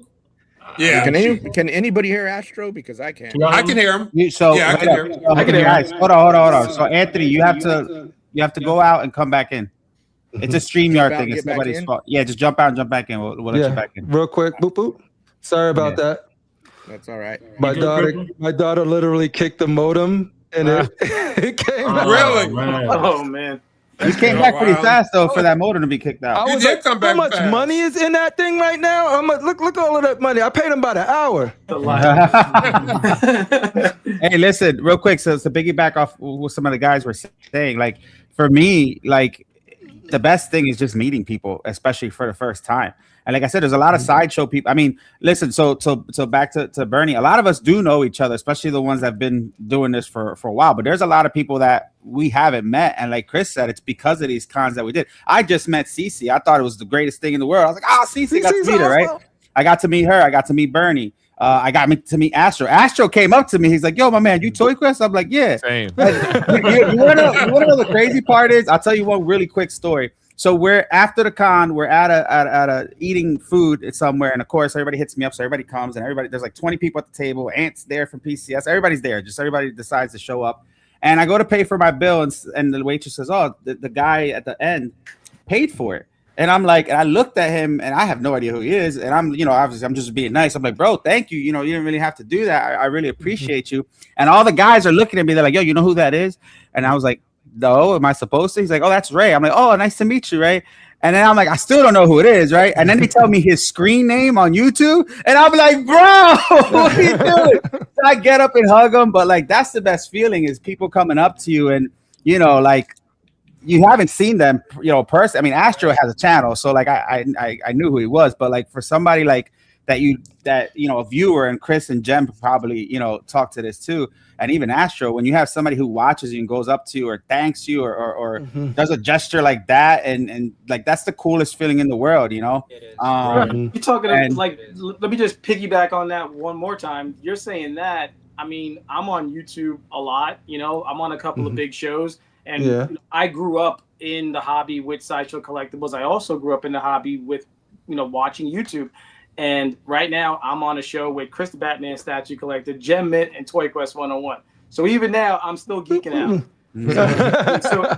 and I know these guys; they're friends of mine, and we're all on the same show, and I'm still geeking out. So I can imagine somebody who might just approach you guys at a show. Speaking of Chris, oh wait, no, you can continue on because I got something I got to queue up. I forgot. Well, I just want to switch gears for a little bit because do it. CeeCee and Miguel were at the InArt event. So I want to hear a little bit about that. So I'm going to kick it to CeeCee first, and then Miguel, you can take it up. Well, it's funny, Miguel, that you said that because there's a few people I met at the InArt event where I was just like, oh, hey, I'm CeeCee. And they're like, what the fuck, you're CeeCee? And I wish I could remember who it was because he told me his username. Because he was, I think he's like a watcher, not a podcaster, but or panelist. But I wish I could remember who it was. But they're like, I thought you'd be a lot taller. Oh, God. I get that a lot too, CeeCee. So you don't have to. Yeah, sometimes I get that all the time. Sometimes they look too tall, and you're like, man, you're tall as hell. Like, like Yost, 7 foot something. Jesus Christ.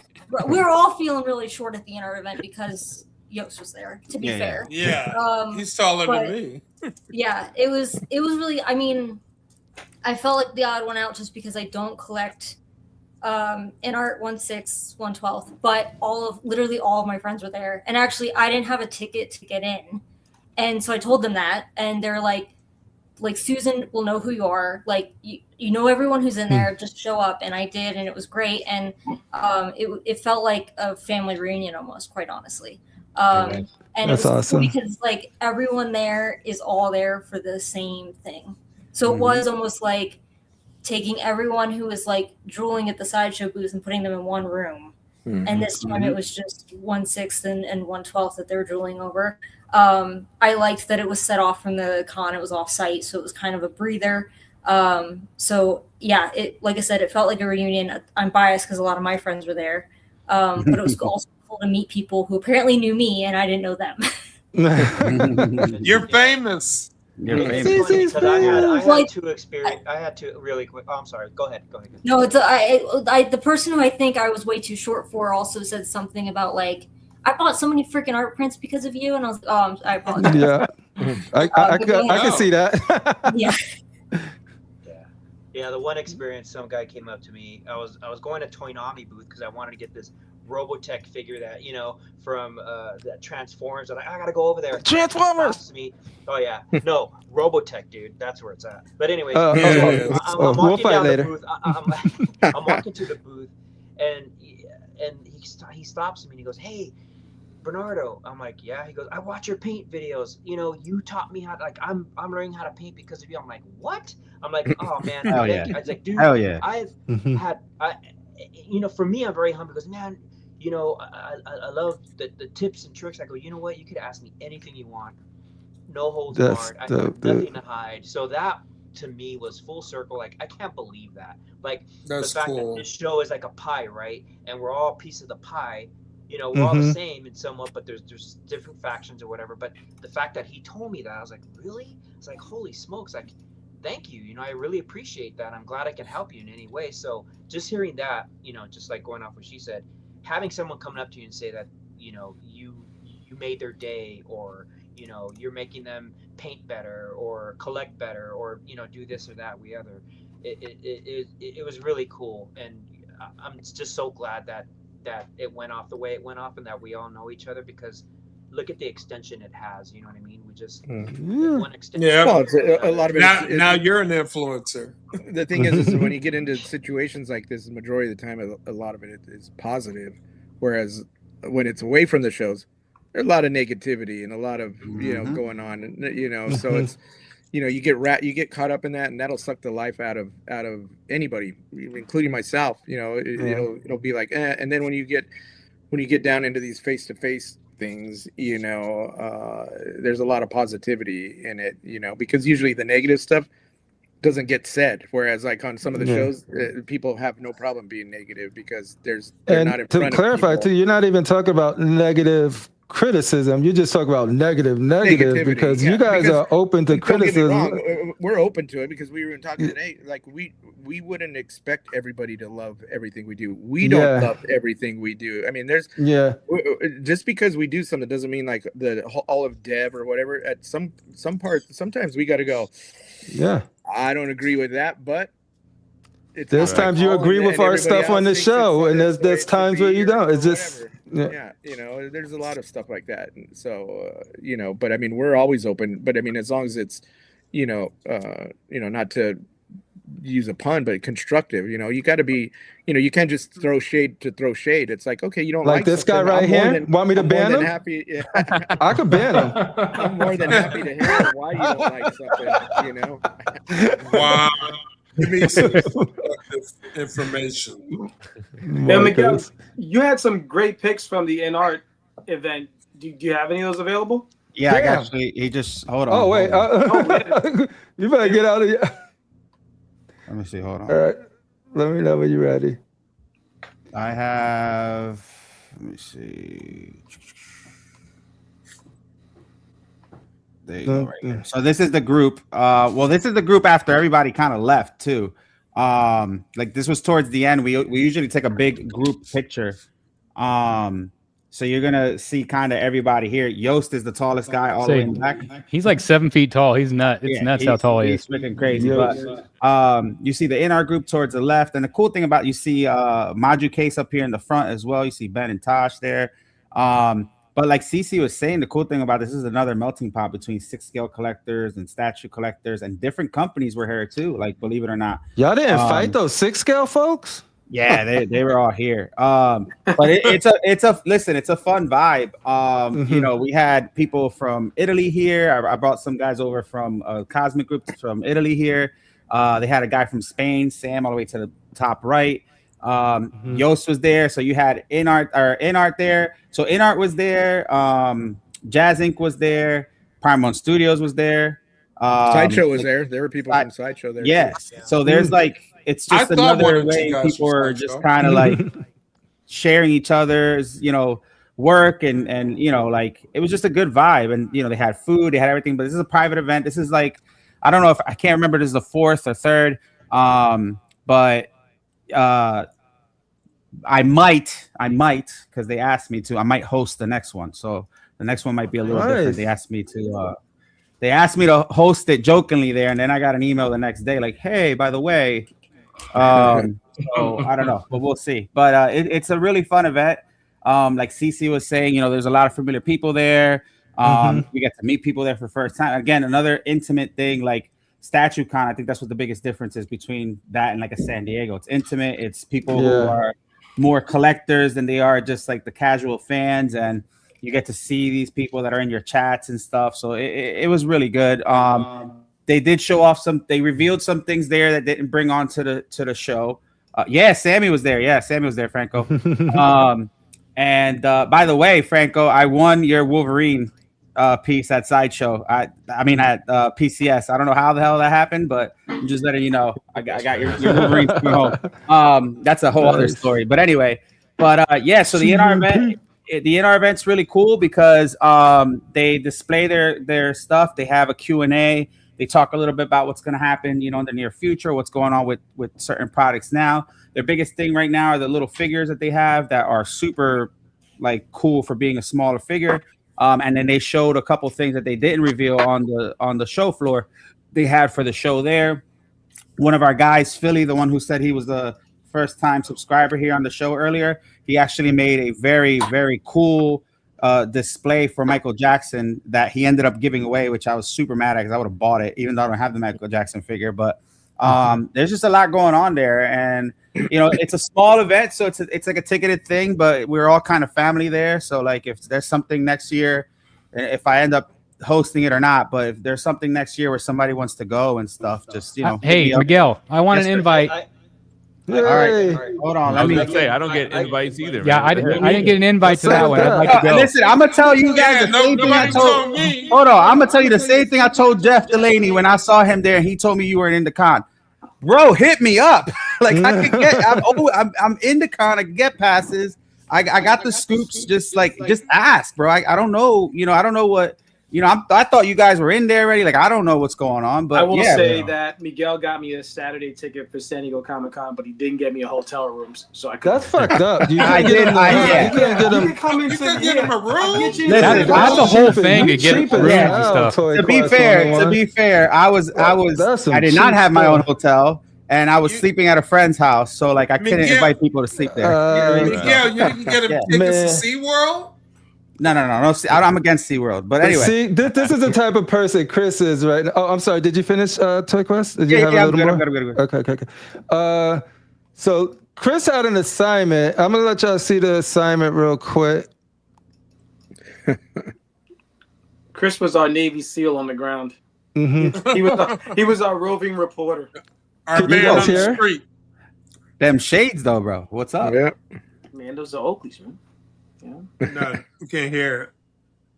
You guys can't hear it? No, we can't. All right, let's you have to share the screen audio. Let me redo that. Boop, boop, boop, and whenever I was on there, I couldn't hear you guys hardly at all because it was so loud. I had to go outside of the con because there's no Wi-Fi. So I went outside of the con to try to talk to you guys. What was that? Last Thursday, right? Last Thursday. Yeah. So he had this assignment. You came to say hi. Thank you. All right. Let's see if we get it now. Talk about her being fragile. How about the Hellraiser? The Hellraiser pieces. Oh, those pieces. I'm so jealous, but I'm also very. Or no. Wait. I had a key. Your mission now. We're like $100 in Sideshow points or gift card. When you go up to Jeff Delaney, whisper in his ear that I want to marry you and record it for us. Then you bring that back to us? I will do that tomorrow. Right. Do y'all guys think you did it? I appreciate you taking the time. Chris loves his Sideshow gift cards. How did that go, Chris? Now, wait a minute. What I said was you were offered $100 in Sideshow gift cards. I said, what you don't know is I would have done it for $1. I always every holiday I go to my wife and I go, what? She's like, what do you want for Christmas? And I say, all I want is Sideshow gift cards. And she's like, that's so boring. And I'm like, yeah, but that's what I buy. I buy Sideshow stuff. That's all I want. And so I would have done it for $1. But here you go. This is what I did the next day. That's where your money resides. Where the what? Where the who? There it goes, folks. Wow. Yeah, we have no sound. Oh, he did it. he mouthed because he whispered it. He said, "Oh no." He said, I'm sorry, Chris. I think it was because Jeff and what's his name? Todd Johnson. Todd Johnson, they had Reventure. a very intimate picture. They did. They were holding hands. Yeah, I don't know. For a t-shirt. Yeah, that's right. I saw that. I was confused. Right. Do that. Hey, I got to. I got a T-shirt from Todd, and I didn't have to do anything. Oh, see? Oh, wow. I got my Reventure shirt upstairs. So that's how it is. That's how it is. Hey, Jem, you walked the floor with Batman Statue Collector. How was that experience? We didn't walk the floor though, did we? We were just we actually we walked. You and your little ass channel. He was like, yo. My boy JPG's booth and Jay Lee was there. And did you end up getting that commission from him? Yeah, I did. Yo, let me go grab it. Can you put Chris Big on the screen? Hey guys. What happened? Can you put Chris Big on the screen? Oh, that's a big in him. Boy JPG. Wait, Bird, you taking off? Spider-Man booth, Yeah, and he's got Ninja Funk. Horizon All right, Entertainment. Bernardo. So that's a Jay Lee commission. Jim got me to spend money. I didn't do anything. That's right. But I'm so glad you did, because I didn't know Jay was doing commissions. He had mentioned on his social media that he was going to be at a different booth this year, not part of Artist Alley. So I'm like, okay, he probably isn't doing any art. And so I'm really thankful. I mean, not only did Jim get me over there, but I mean, that was the most time that we've spent together in person, which I thought was really fun. So I don't know, we were there, probably 40 minutes walking together and kind of going up and down the aisles. So I really enjoyed that time, getting to know you a little bit better. That was awesome. Bernardo, I appreciate you joining. You know we're going to have you back soon. We got stuff always cooking. So I'm just happy and glad that you had a great time at Comic-Con and you got to share some of that experience with the C.O.C. community and the BSC community, and Jimmy Astro community. Yeah, that's awesome. Yeah, it was such a great time, and being on here for my second time, I'd love to come back. And yeah, it was great, man. Really appreciate you guys and everybody here. But I gotta head out. I got my dog's birthday today. Indy, she's she's having her birthday, so I gotta go celebrate that. Yeah. But you know what, guys, it was a pleasure as always. Appreciate you guys, and I can't wait to do this again. And everybody who I just met too, thank you for having me on, and it was nice chatting with you. It was nice to meet you as well. Nice to Check meet it you. out. What do we Great have to here? hang out with you. Hey! Holy smokes! Wait, Hey, where's your steam cleaner? Where's that at? Where's the steam cleaner? Yeah, where's the steam cleaner? For Matt to be here, he's usually out of here by 5, man.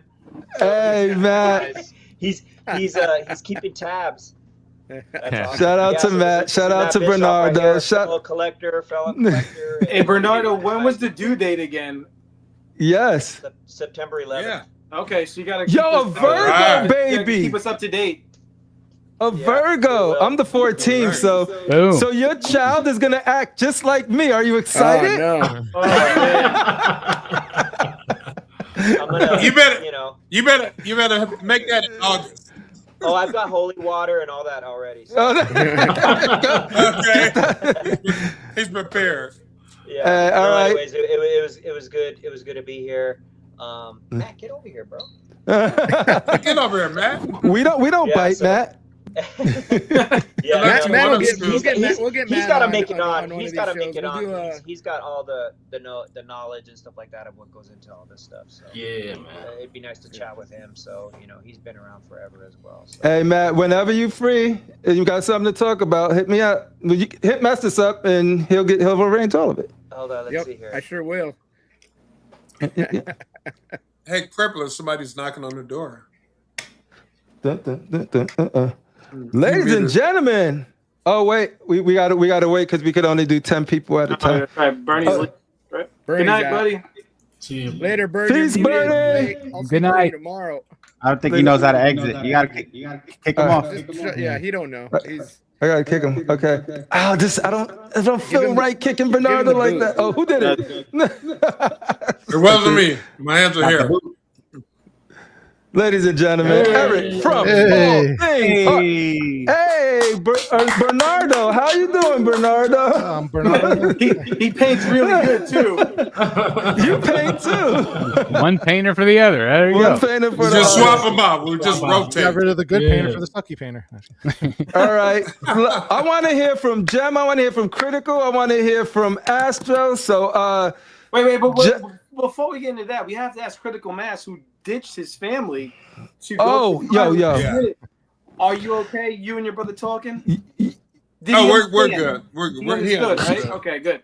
Because you said fuck your family. I said if you F your family, you need to go, and you did that. Yeah. So you told me fuck your family. I said okay. I'll see you guys later. Deuces. And it was worth it.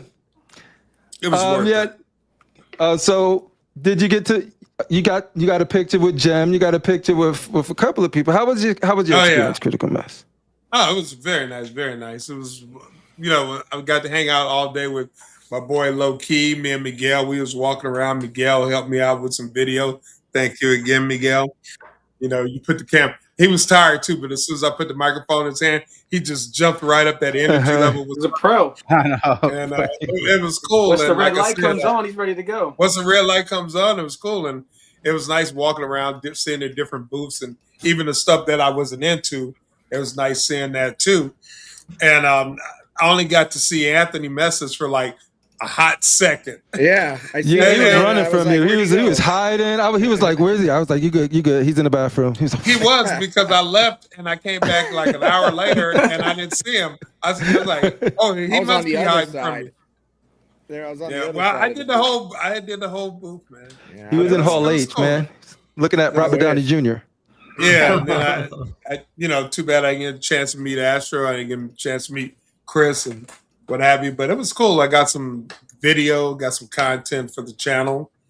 Which is I was going to say I was bummed too. I was there Wednesday, Thursday, Friday. Flew home Saturday morning.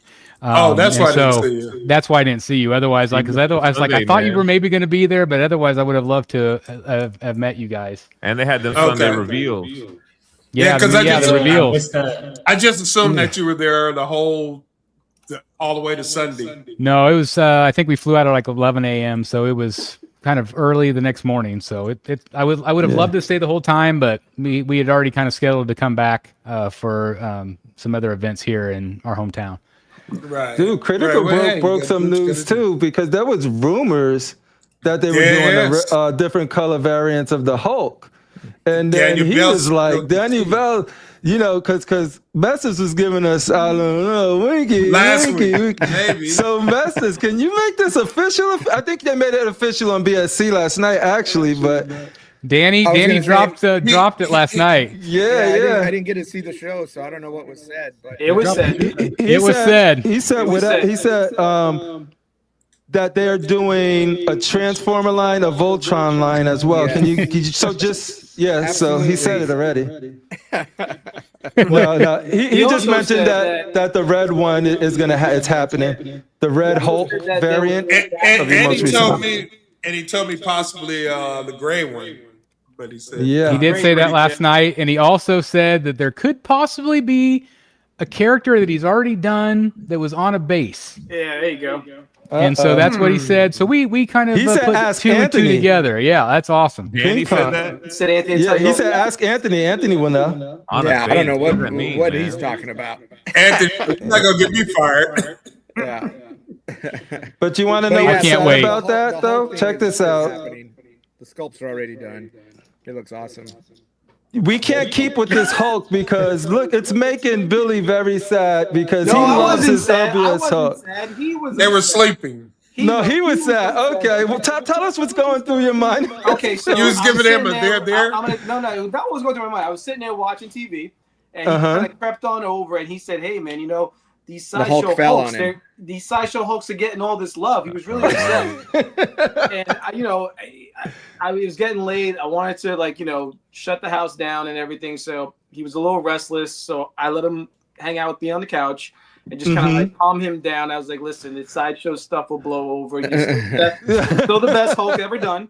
So hold on first. No, it looks like it fell on him and they both died. We eventually felt he's really heavy. It's heavy enough. Real heavy. Where the money resides. We eventually felt it's funny because I used to have to rock my kids to bed this way. There we go. He was very sad though because the Sideshow one is getting so much love. I know. I heard him the other day. I see Hey, Sideshow's got my money. I already put out my deposit. They always get your money. Day one. Yeah. Not always. I'm just happy that was a because that was something that started out as a gonna loop it back to Comic-Con, but it started out as something that, no, this is Venomized. This is what this piece is, and then you guys heard the not criticism, but they heard the request of like, yo, this would be so dope if it was regular, and it was like, boom. Guy. I think he was the first to say it.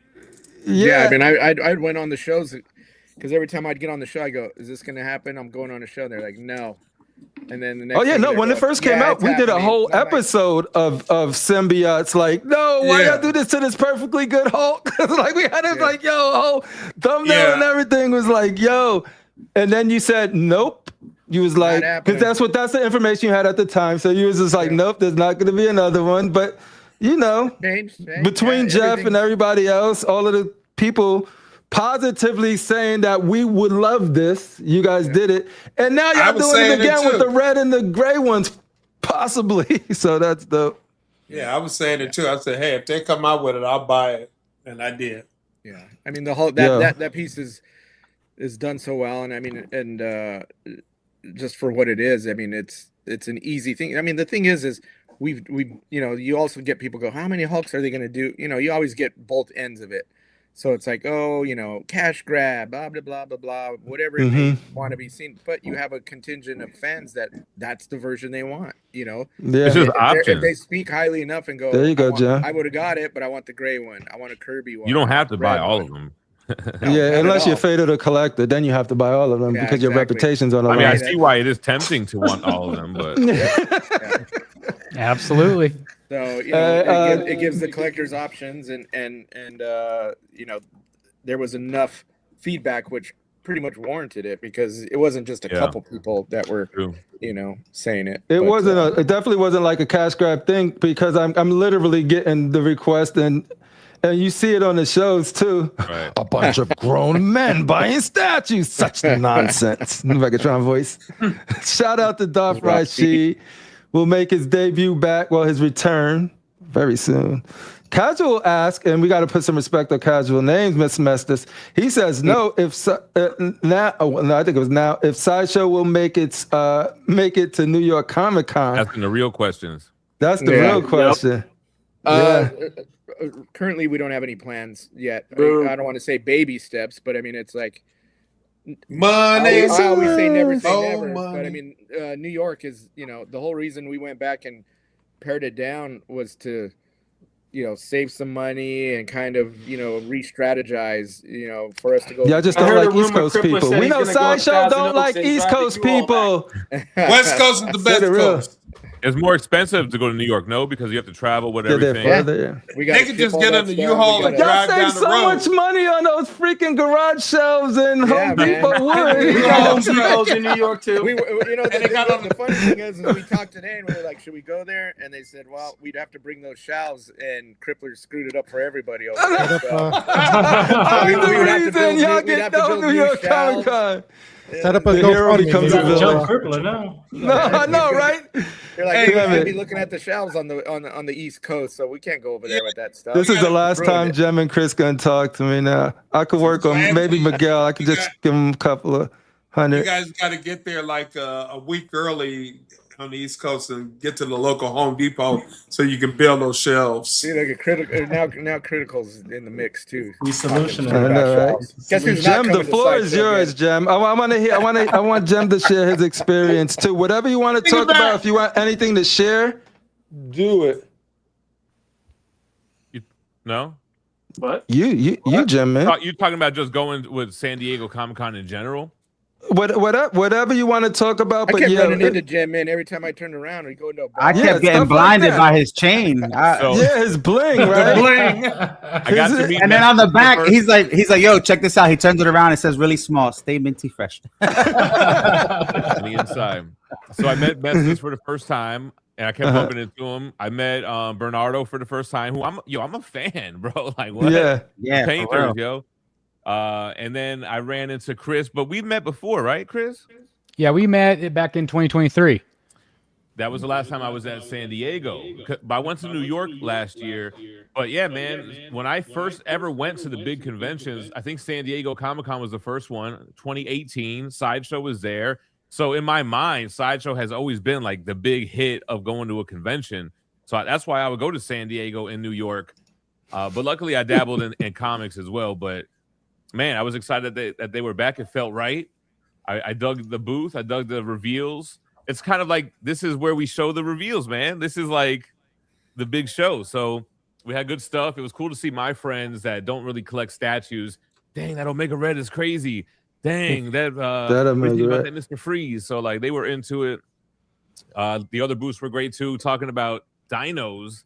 ECC with those dinosaur busts. Yo, what? Mm-hmm. I thought I was going to see CeeCee with one of them on the back of her back, taking it home. CeeCee was going to take one of them home. That's I collect that, but I'm like, yo, that's crazy. That's something. Big fan of PCS and what they do too, man. Yeah. Their booth was dope. I love like the licenses and the different ideas that they're having. So everyone's got great ideas. The Sideshow with the light ups, I'm loving them. So, yeah, man, I had a great time. I'm glad that I went. Super happy I went. I hope that it was worth it for everybody else that attended as well. Yeah. But I definitely had a blast. Love meeting everybody. Love meeting people that watch the videos. That's always the craziest thing ever. Yeah. And, man. Who was your biggest fan? Did you get a stalker? Man, not this time, man. Not this time. He's in the back talking about when. No, I'm just joking. Not this time. All right, I'm gonna get to Astro. I wanna get a couple of questions from the people. Got to make sure the people feel at home. Vibranium Gem says, "Hey guys, just a quick question before I head to work. Hopefully you'll see the replay if you have to work. Will you guys scale Omega Red up a little bigger? Awesome piece, by the way. So there was some people thinking that it was under scale or it looked small. Yeah, how does it look on the floor? There's no plans to upscale him. Slap a couple inches on that son of a bitch. A little weird thing because he's of the position he's in. He's sprawled out. He's crouched down. It's almost the same thing like Killer Croc. You know, everybody thought he was really small, but it's when you really put him into the gesture and the position. But Anthony, it goes back to what you were talking about. It goes back to what you're talking about. Just sometimes the way you tier it, like if it's, you know, if you have him, I was talking to some of the other one of the Sideshow sculptors, and we were talking about like a lot of times we refer to things as like an upper shelfer, a top shelfer, a middle shelfer, or a bottom shelfer. Like that piece wouldn't necessarily work for a bottom shelf. You would want to have him up a little higher or have him on a riser. The scale wise, in my opinion, at least, he was perfectly scaled to everything else around him. It's just that he's a lower profile piece, so you'd want to have him up a little bit higher. Yeah. Well, I think what it is to have him against Wolverine or next to Wolverine piece. Right. You know what I mean? Like Omega Red should stand even if he's crouched down like that, he should stand a lot bigger than Wolverine, period. So I think that's maybe what they're thinking, because that I thought a little bit too, even though I agree 100% with what Chris is saying. I think that's like a top shelf or middle shelf statue. I actually loved it, and I got to see both the portraits as well.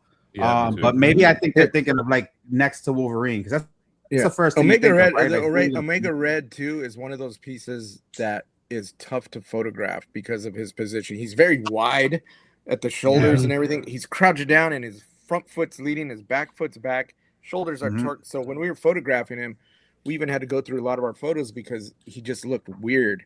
And we know he doesn't look like that, but sometimes that's some of the problems that you run into is when you see it in person all the time, you know, when you're working with, so you know what it looks like. And then even when we go into photography and video, then we might struggle with trying to get some good photos of him because he has, when we design stuff, they have their beauty angle that, you know, the angle that we would prefer people to look at it. But when you all of a sudden you start twisting stuff, then it's like an illusion. All of a sudden the arm gets little because it's in the back, and the other arm looks big, or the legs. Like even I'd seen a thing, Crippler, where you were talking about Mr. Freeze saying that he had little tiny legs, the little baby legs. Yeah, and I'm like he doesn't have little legs. I mean he's thin, you know, in stature, but it was good to hear you say later on, oh, maybe it's because his pack and everything, and that's exactly what it is. He's bent over. Hey. He's heavy visually on his back. So when you look at something like that, if it's in the picture, if you don't see it in person, all the foreshortening starts messing with you, and then you're like, man, he had little tiny chicken legs, and it's like, you know, it's just a weird deal. I'm glad we talked through it though, because by talking through it, we was able to just.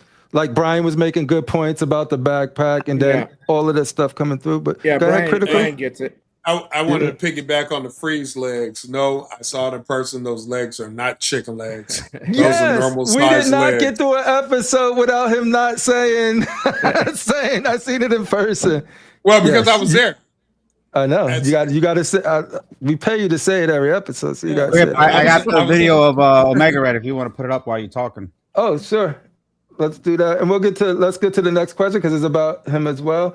The main man 23 says, really like the new Omega, just wish he was taller, seems small next to Storm, and Omega is a big 6'11", so I think he should be bigger. Yeah. So we'll bring up the video. He's crouched down, people. He's crouched down. Now if he's lunging forward, so it's on mute, so you guys can talk. He doesn't look small to me, though. I think part of the issue too is like people could see like Doc Ock behind him, and he Doc Ock is such a tall piece that again I just feel like, but in person he looked really, like I said, he was perfectly scaled. I thought he was an awesome piece. I mean, I agree, Chris. I mean, when I was looking at him on the floor, like not once did I believe that he looked small. I never thought that personally. In photos, I could see where people would think he looks small, but he's not small because when we scale these things, we're very adamant about making sure they're the right size. We just don't go make him 12 inches from bottom of his hip. We go, how tall would he be if he was this size at quarter scale? What size is the character? And then figure it out from there. And then that's where it goes.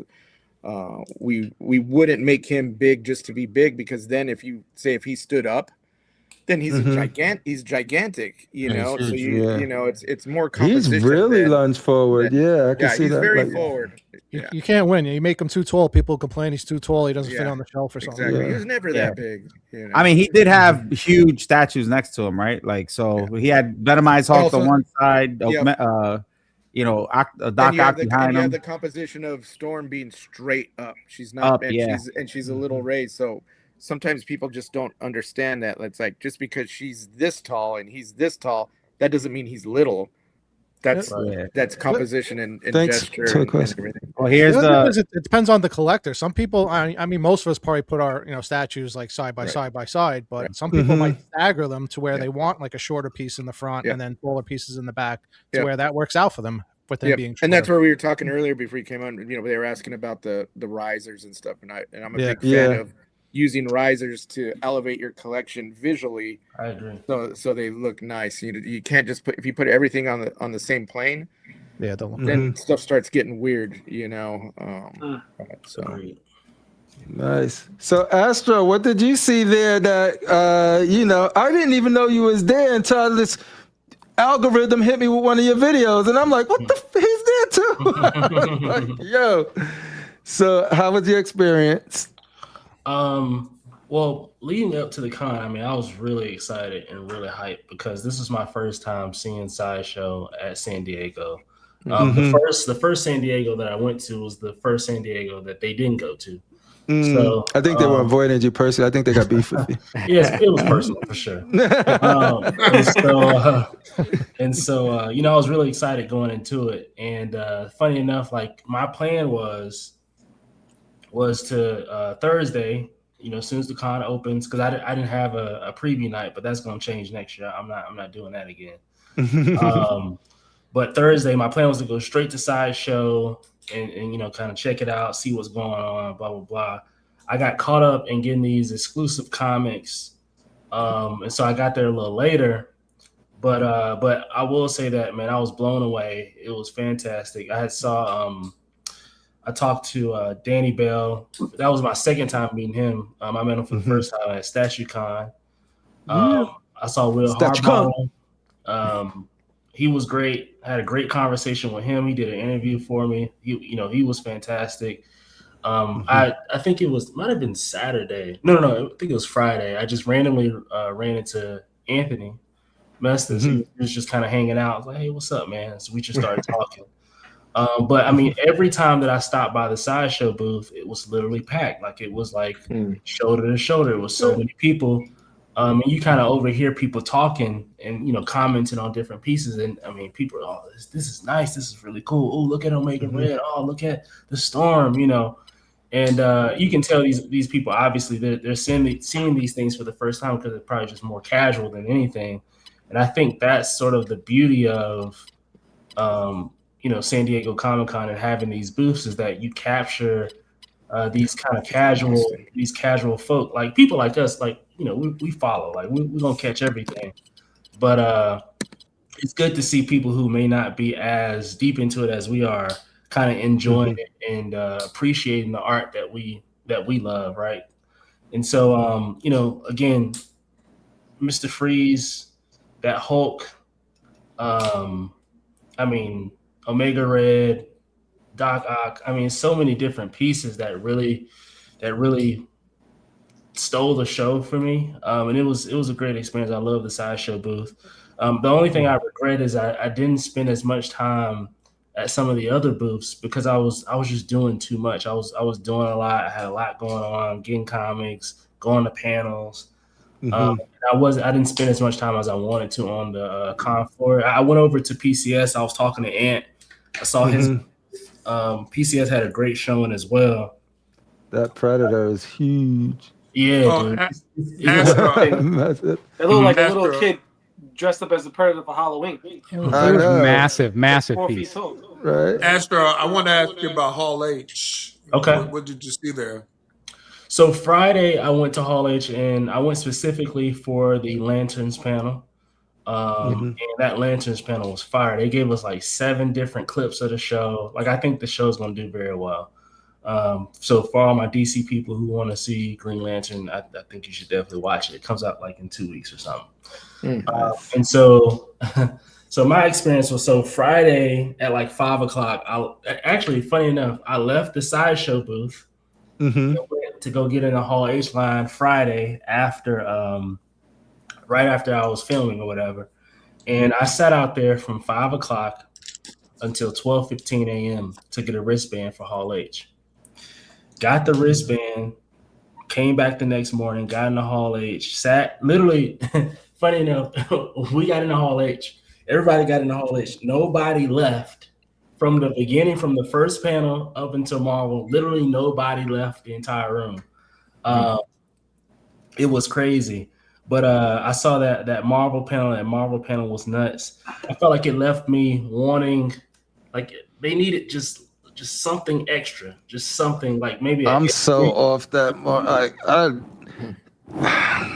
I hope all of those characters are there just to die so they could introduce a new freaking.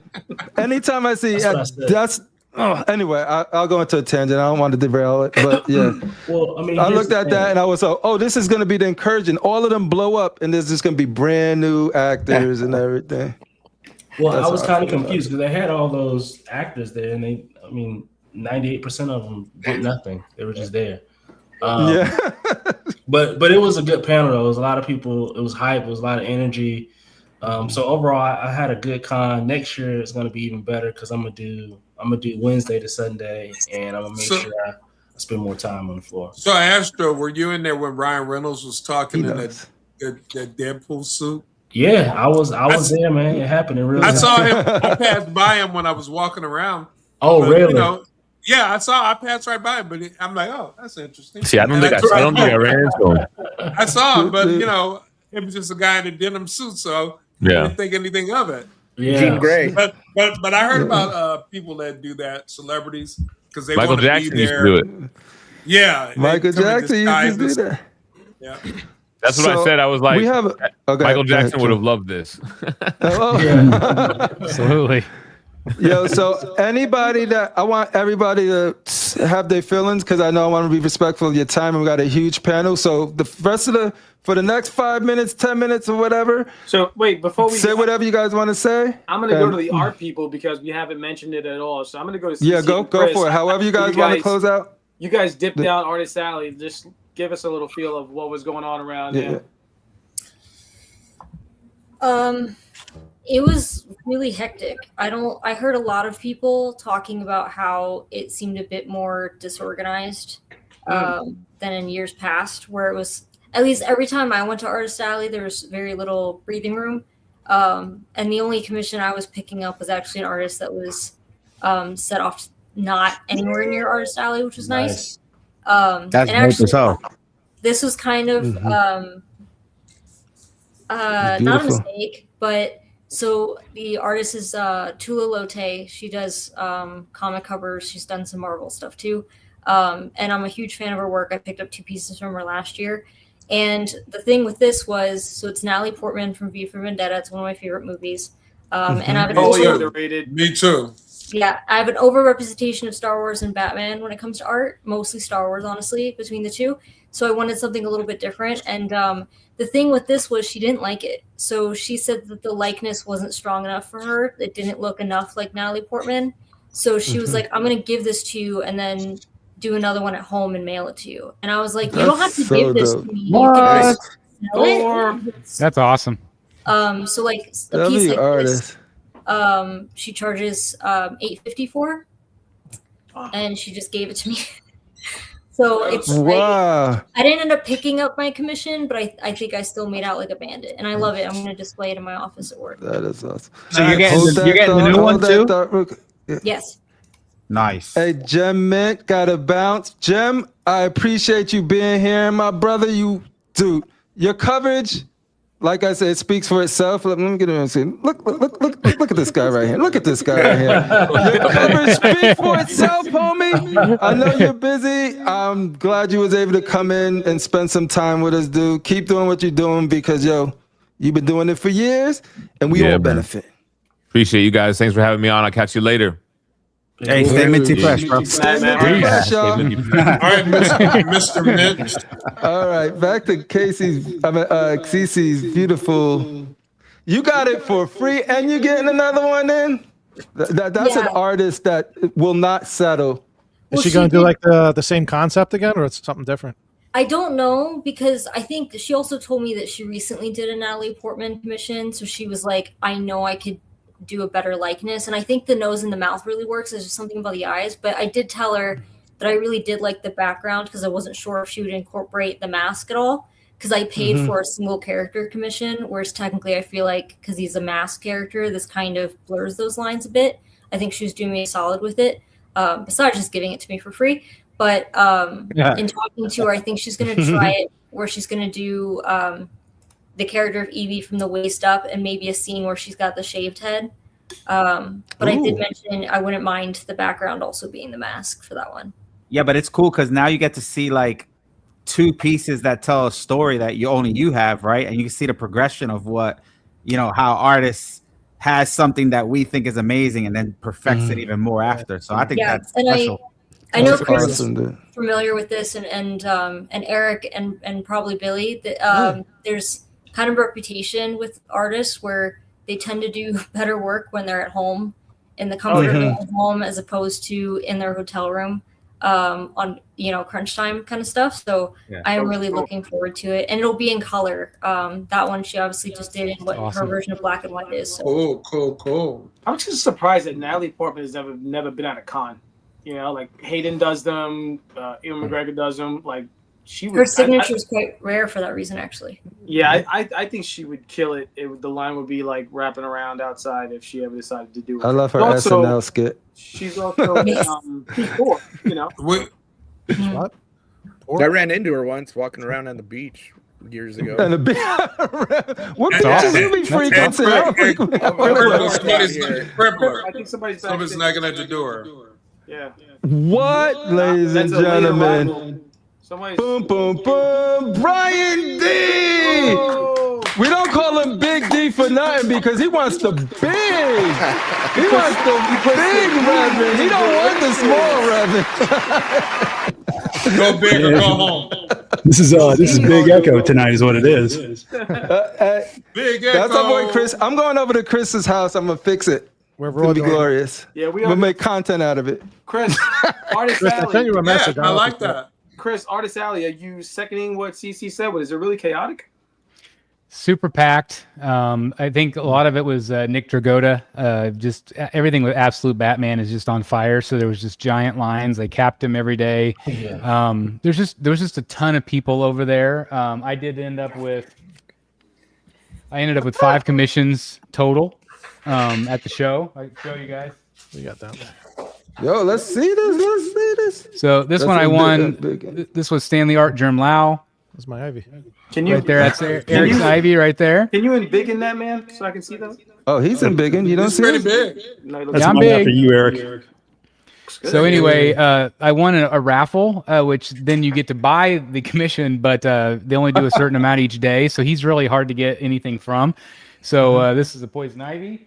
These were my big hitters. These are original Jason Fabox. That looks Oh, that shit is Crazy. dope. Right here. He That hit was me so up. good. Eric B put it on a T-shirt. Yeah, that's awesome. Really? He has a T-shirt with the same thing. Nice. He hit me up. He had owned me a commission from like 3 years ago, and he's like, you can have first pick. So I got that one, and then I also got this Batman right here, Oh, that's sick. Yeah. which is fantastic. Nice. So Starbucks, right? these this I spent $3,000 before I even went to the show. On those things. Oh, you walked through the door. I got my J Lee, which I showed you guys, which is right here. Again, thanks to Jim. That's Jim brought me beautiful. over there. Shout out to Minty Fresh. I got I don't have a picture, but I got my 36th original David Finch. 36. It is the end of an era. When is the end? 40, 50? Like, what? Did you have a Yeah, number? is there a cap? Is there ever too much 104. of Finch? So I've got 3 more on tap, which is going to be man. a I commission. see you got a lot of wall space there still. Yeah, I've got some wall space see still, he but I've does. got Commissioner Gordon, lot of wall Alfred, and False. Harvey Bullock is my next 3 that I would like to do. Nice. So Dude, anyway, you came up though. I know, because even when you go to New York, like Artist Alley is like some of the first spots you guys hit, and you every time I look at your holes, it's always like yeah. Finch or like, what was the last one you got that I was really like? might probably Bermejo, I bet. Vermejo, Even yes. in New York though, it's getting too crowded. Like you just Yeah, it's mentioned crazy San down Diego, there. like, you can't even get signatures anymore. Like the lines are just too long. I've got 7 Bermejos now at this point, which is crazy. But the original art stuff has just really become a giant passion, and I really feel like it just complements the statue so well to have the art behind the actual 3D art. And I do all black and white art. I don't do any color. So I love the way it's all turned out. So it's it was just a perfect blend of sideshow and statues and art and the conversations and the people. It was just absolutely fantastic. And again, I just want to thank you guys for having me on. I also have to run. I got to go pick up my son. But Get out of here, dude. Yep. You What you gotta do? I appreciate you staying and sharing your experience with us, Chris. It's been dope seeing like Jem. You guys brought that look at con them into our pickups. freaking homes. Look. I wanted to throw this Showing his stuff. What's going in on? Chris's face. I wanted to throw this in Chris's and Jem's face. Oh yeah, you got that. Hey, yeah, you might have that, but did you get the golden sideshow apple? No, probably not. I did. I got the golden. Did y'all get this? I did. Not yet. It's going up I on the did. site, though. That's Going on right, the right site there. Eventually. It's gonna be for sale tomorrow. Limited edition, right there, baby. Is that true? Is it actually tomorrow?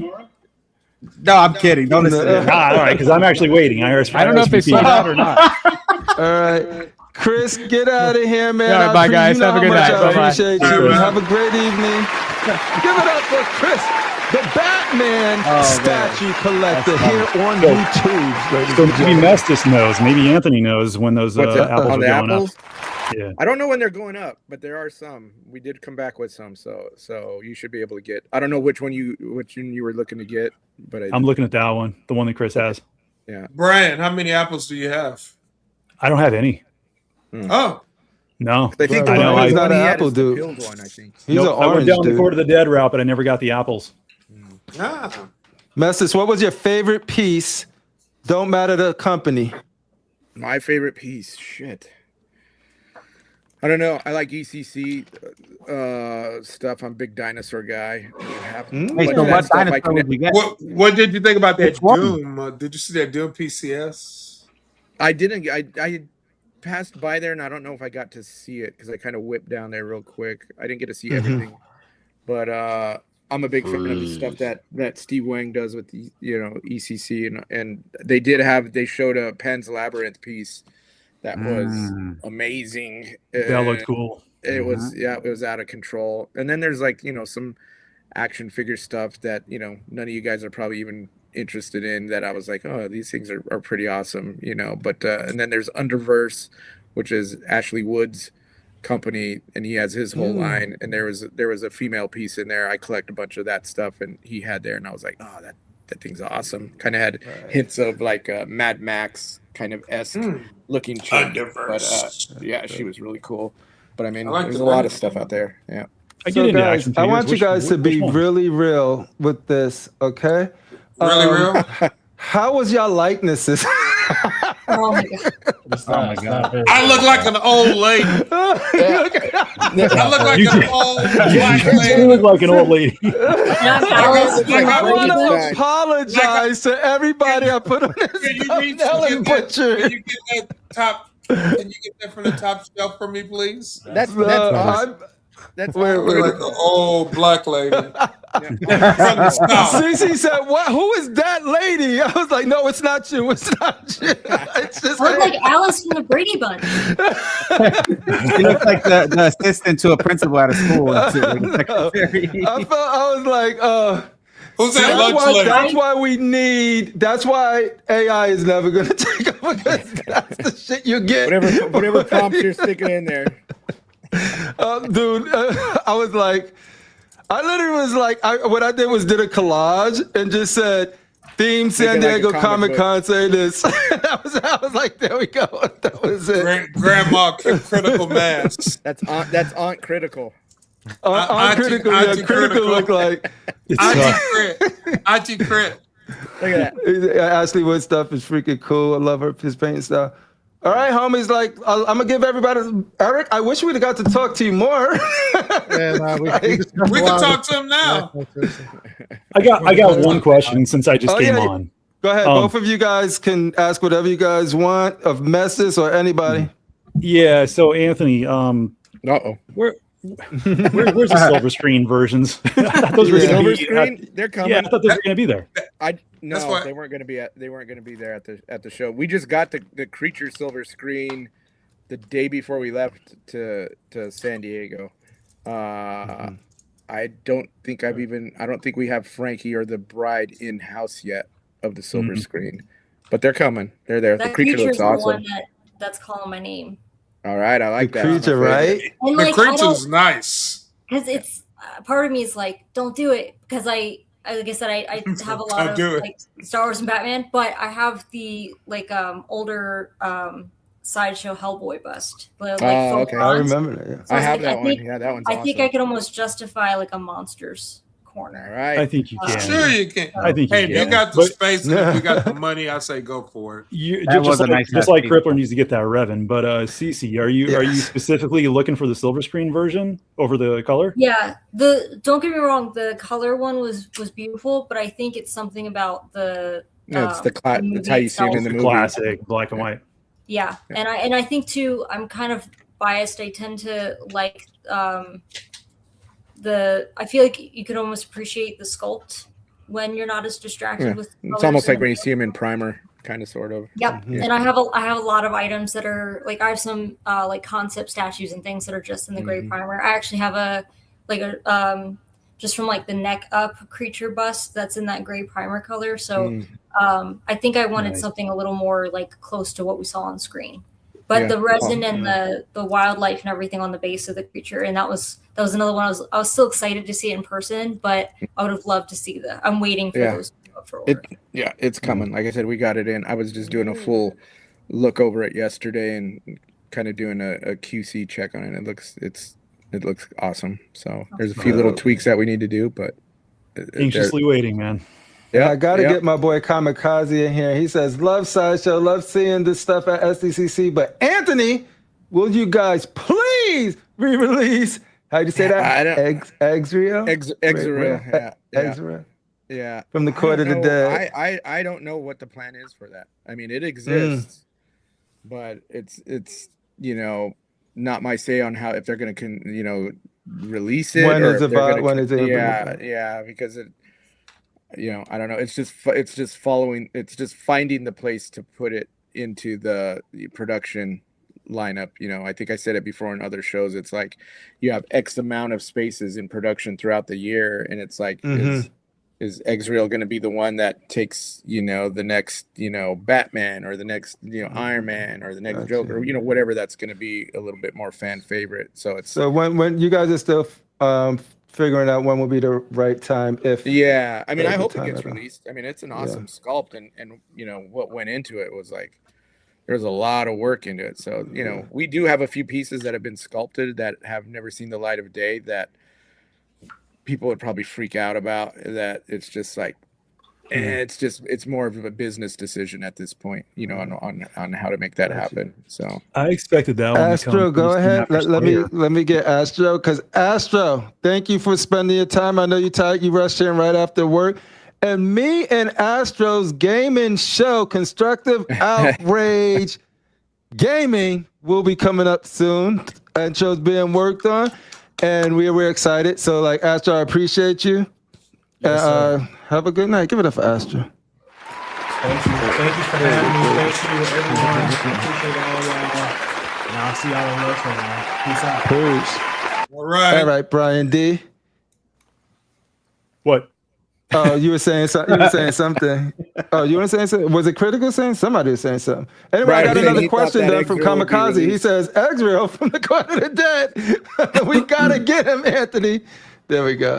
I want Eric B to say something. There you go, Eric. Was it Eric? I'm sorry.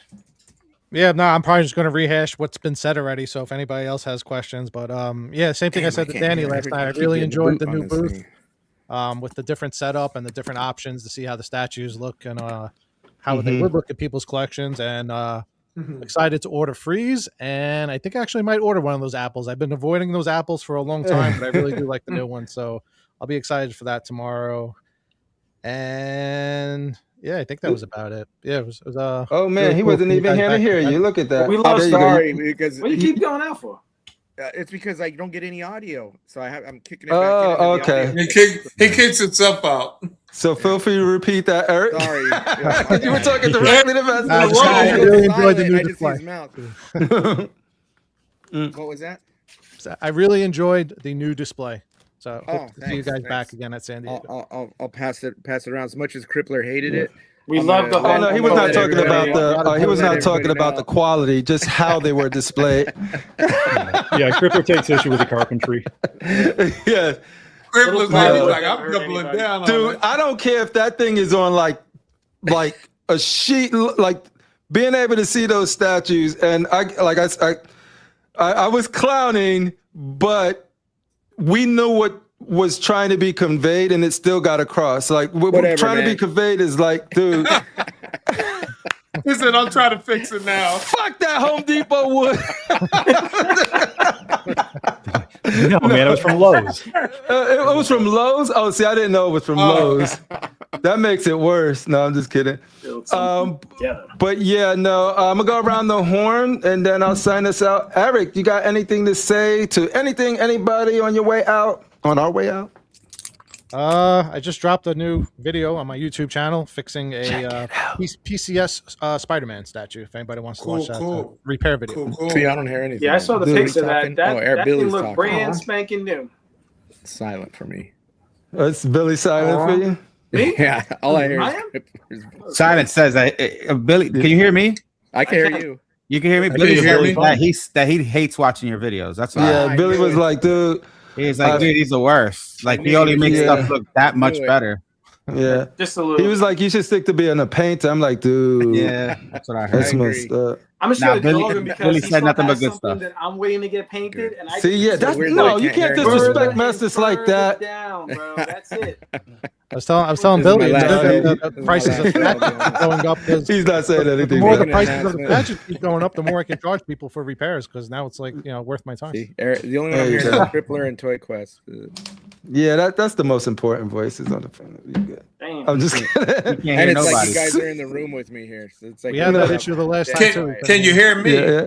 If you want, you can leave and come back in, and then we'll hold off. We're over here blaming Chris. It might be a bug in StreamYard, No, it is. It's a known issue for StreamYard. It's nobody's fault. It's been happening for the past 6 months. Yeah, StreamYard, don't make me get on when he muted Chris, the echo went away. The same thing was happening to us last night.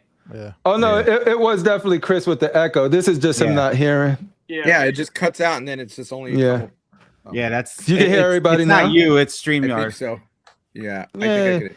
It's not you. It's kind of weird though, It's because not you, last show StreamYard. was the same thing. Only Anthony couldn't hear me. I think. Yeah. I can. That's I think weird. I can hear everybody now. I can Not here, dog. Cool. CeeCee, thank you so much for your time. It was great to hang out with you again. It's been too long. What would you like to say to the people on your way out of the C.O.c. compound or whatever this is? Headquarters. Thanks for letting me crash, I guess, because I'm like, a retired YouTuber. But it was great. It was great talking, and it was amazing finally seeing Sideshow back. I thought it was great. Awesome. Yeah, it was great seeing you. And like you said, you went there and they was like, "You're CeeCee." They know CeeCee. Put some respect on CeeCee name. People know you out in those streets. Yeah, heck yeah. Billy, Knicks fan. Yes, sir. Rogue. How are you doing? What do you want to leave the fine people with? What do I leave fine people with? Like I said, thank you to everyone who showed up. Of course, the Grand Poobah himself and Bernardo for with us for a little bit, and CeeCee, I know it was like last minute, but she was stoked to do it. I finally up. We talk all the time, but I always said, you gotta get on the show. We gotta get on the show together. So this is the first time for us, so it was a lot of fun to be able to have her on, and I'm glad Critical Mass took our advice, ditched his family, went to the C.O.c. con. first. So I mean, first time. He lives in Los Angeles. Never been to San Diego Comic-Con, and he's a. I know. He told me that the other day. He goes, "That's my." That was your first time. Like, what? Crazy. First man. time. So, but glad So to see. we're excited. We got New York Comic-Con. It'll be here before we know it. So me and Eric are already trying to make our plans. We got Brian coming. We got Chris coming. Miguel will be there. We're trying for a few other people We just around got Nick here. Cage tickets today. Yeah, we got our Nick Cage ticket today, so that's cool. Nice. But just want to thank everybody for coming on. Like I said before, I was on a show today with ToyQuest101, Gem Mint, and Batman Statue Collector, and I've been to his house, and I still geeked out. So it was fun. Dude, this is Thank you. I appreciate it, great guys. group of people, dude. Daryl. And thank you, Billy, for helping organize this thing too, because I think it's awesome to be able to be like, oh, who you should be? CeeCee, say less. You know what I mean? I'm like, Gem Mint. And then the fact that you guys said is dope. Brian D. I mean, I've been here for 10 minutes. You had so much to contribute today. I appreciate that.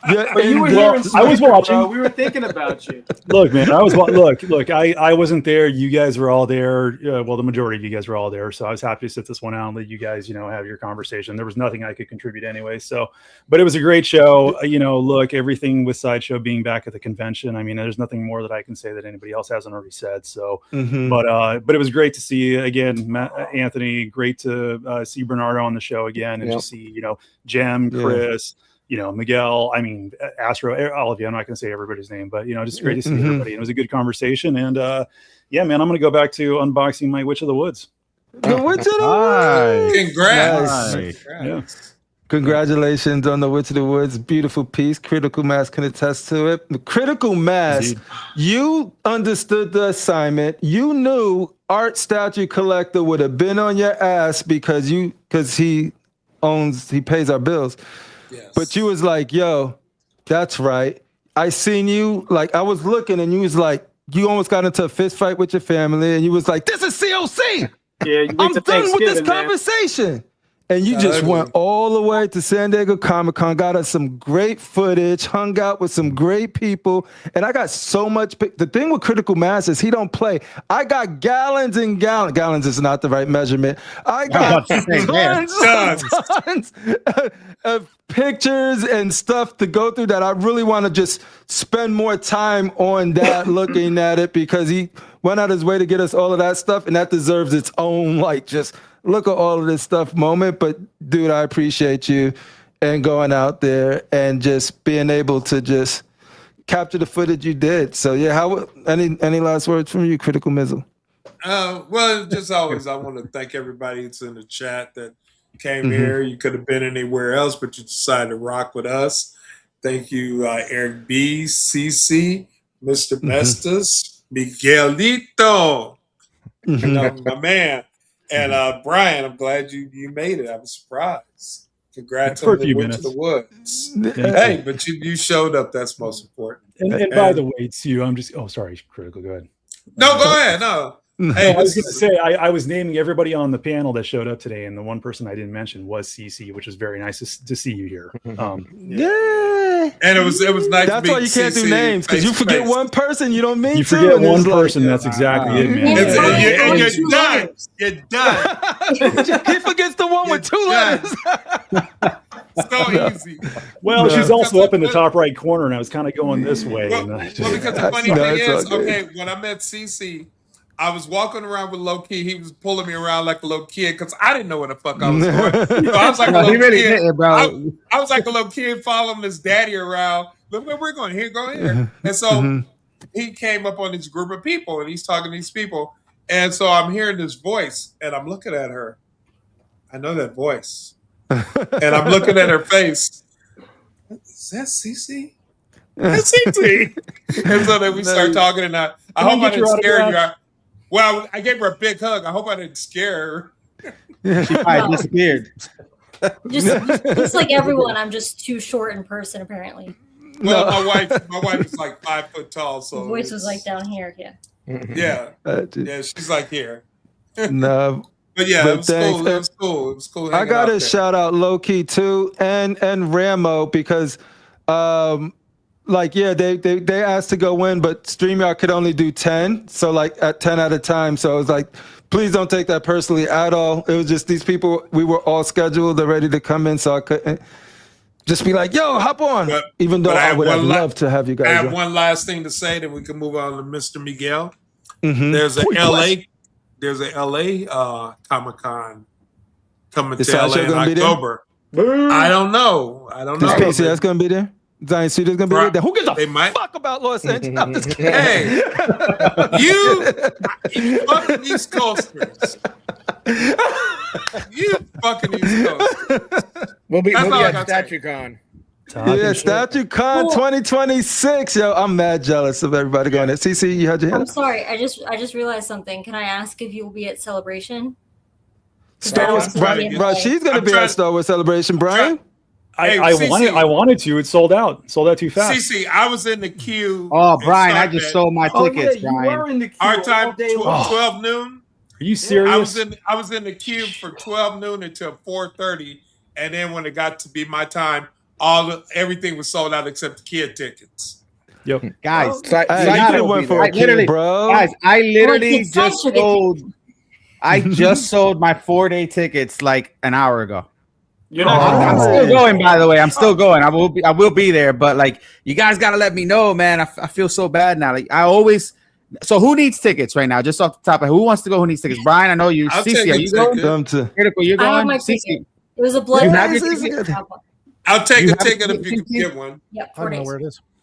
Okay, so all right, so let me see what I could do. No promises, but let me make a couple phone calls and I'll see what I can do. But that'd be cool. All right. Yeah, man. ToyQuest Miguel, thank you for being on and sharing your experience. What do you want to leave the fine people of the C.O.c Nation with? Nah, listen, first off, I appreciate you guys. This is like my second family, right? So I appreciate you guys, inviting me on with everybody who's cool. And like, it felt good because like the OGs were on, you know what I mean? And then, to talk about such a great experience. And, again, big shout out to Anthony and your entire team. Like, you guys, trust me, like we see you, bro. Like, we know that was hard work, the breakdown, the setup, the talking to people, that like emotionally roller coaster of like, I know you guys are just tired, right? But yes, we are very grateful. Believe me when I tell you, people are so thankful. And I felt bad because I know you guys were just like, just troopers the whole entire time. And it was a lot, man. Cause setting up is one thing and I was there. So I saw how hard it was. Right. Yeah. Then the days that you're talking to people, that's like a mental. Everybody's trying to get a little bit of view. All the time. So. Mentally exhausting. And then the breakdown. I was trying to tell the boss, like, yo, maybe you should, bring in another team to break down and just cut them loose. Things that we're not having. But yeah, super, super grateful for you guys. And, I just honestly, it was, and not for nothing. I've been to a lot of cons. This is probably my favorite con experience, period. Out of all of them. And I've been to a lot. And I don't know if it's because of the people or just because everybody was happy. And it's just everything. Like everything just was perfect. I don't know. It was weird for me. It was just everything was perfect. I don't know if I needed it. Like I don't know, but it was great. And you're in San Diego, great location. Oh yeah. Tons of restaurants and bars and everything. Oh, dude, let me tell you, I was up till like 3 o'clock in the morning every night. I don't know how I did it this time. and you got to see me, so you know. Yeah. Listen, it's always cool to chill with people, especially Critical's on my show all the time. You know, he's a friend. You know, and like to see people that you don't get to see all the time is always. And I love the fact that he got to come and hang with us. It sucks because I'm constantly working, so he was able to, you know, Calvin was able to give him the tour, and then I would catch up with them here and there. But I got to meet CeeCee, which was awesome. She's a sweetheart in person, so that was really cool. You know, I just love meeting people, and you know, my con experience is a little different, guys, because I'm just working everywhere. You can ask Critical because he's seen it. Like I'm just working. I'm back and forth. I was at the Sideshow booth probably for half of the day, trying to be patient enough to get everybody. I don't know if anybody's seen my video. I worked super hard on it, but I wanted to do something different aside from just the tour. I wanted to focus in on them because I feel like, again, they're a big part of why we're doing this. So I want people to see a face, you know, with the product. So I got pretty much everybody there, at least my favorites on there. And they spent a little bit of time, you know, showcasing a panel of. The video came out great. I finally got the chance to watch it this morning. I know it was a little long, but it was a nice video. I like the goal there, aside from the booth tour, was just to focus on them. And I just, like I said, I just worked really hard on it. And there's a couple videos on there too if you guys want to check out. Today was like the whole Doomsday reveal for Hot Toys and Iron Man. Guy jumped on there too, freaking pro. Tomorrow's the PCS booth. And that's my last video for that. I'm going to be heading to STATUECON. I'll be with Caustic Plastic there as well. And then I'll definitely be at Celebration. And I didn't think I was going to go next year to San Diego, but I'm probably am now. It's crazy. But really quick, very important. So one of the biggest experiences or best parts for me at the con was with Yost and Jazz Inc. I had a good relationship with them. It's their first time here in the States and their first experience. And you guys know 6 Scale is a whole other level of criticism sometimes. And he does some very high end, like super detailed and, you know, high collectible stuff. So he had a very good experience there to the point where, you know, we took him out afterwards. Like we try to be as hospitable as possible to where the con didn't even end. He's like, Miguel, Saturday morning, we're doing a live on your channel. Like he didn't even give me a choice. So Saturday morning, so Friday night Collectors Assemble Live is going to be postponed for Saturday morning at 12 noon. And then I believe it's 9 a.m. Pacific Standard Time. Yost is going to come on. He's going to talk about his experience here in the States, his experience at the con, his experience with the feedback, his experience just hanging out with us. And then he's also going to actually drop some stuff on us because he did meet with Warner Brothers. So I don't know what that means, but it's just gonna be a fun thing. If you haven't met Yost or seen his products, find out. It's really good. But if you guys want to hang again tomorrow at 12, and if you guys seen his stuff, and screw everybody who made fun of my height in the video I made with yo, I'm in the frame and I bring Yost in, right? And he's like, and somebody in the comments was like, 6 Scale 112, get it now. So it was pretty funny, but yeah, man, thank you again for having me on, and I appreciate all of you. I really do. Do you really? That's what's up. Do you not want to say anything nice about me before you go? Billy, I love you, bro. Billy's like my neighbor, so I get to talk shit on him. And then, you don't have to force it. You can be honest. You've been in this Tell him what you told me. Tell him what you told me, Miguel. No, you didn't say anything nice about me, bro. Billy, you're my neighbor. I'll just go over there and have a drink with you. It's fine. Okay, because September 8th, there's a little card thingy that you want from the stadium, right? So. I thought it passed already. He's still trying to get me on this car, bro. I mean, listen, I want it. If you get it for me, that'll be clutch. But I'm just saying. Yeah. You got to do things if you really want things. If you really want me to tell you something, if you really want me to tell you something, want this life. if you really want me to tell you something, I'll tell you this. I'm not the biggest basketball fan, but you could trash that Knicks hat because LeBron James is a Philly, baby. That's all I gotta say. Oh, please. He's literally a grandfather, man. Stop it. It's fine. He'll still run circles around the Knicks. I'm just saying. Okay. Hey, can you see this over here? What's that? I think it says champions. That's nice. That's real nice. That's real cute. It is. It's all right.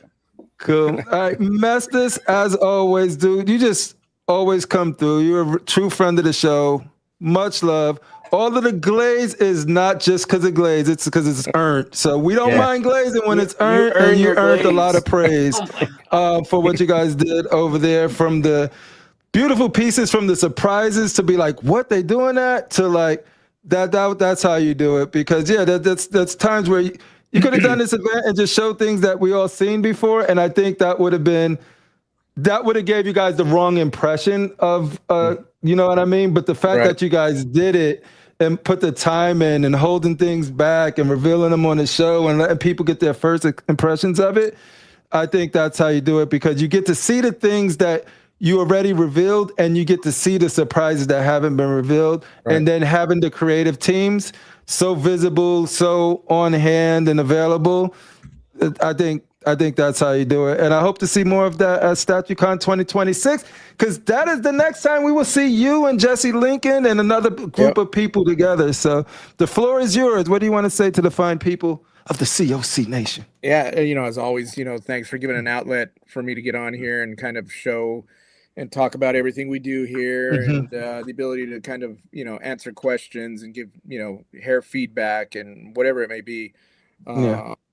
This was a cool show because, it was San Diego Comic-Con focused. So this is something new since we haven't been there and we haven't been interacting with any of the shows, all the way back then. So this is good to hear. And the thing is the show allows, everybody from Sideshow obviously isn't coming in on the shows. There's just a select few of us that can, from whether they're shy, whether they can't make it time wise, whatever it may be, but it's still, if they can't see it live, it's always there, where they can plug in and watch it. And it's kind of a conduit to, everybody from development to admin to the higher up. They'll see the show. They're able to come in and take a look, and it gives another perspective that might not, get seen or might get, kind of lost at the show because it's so crazy.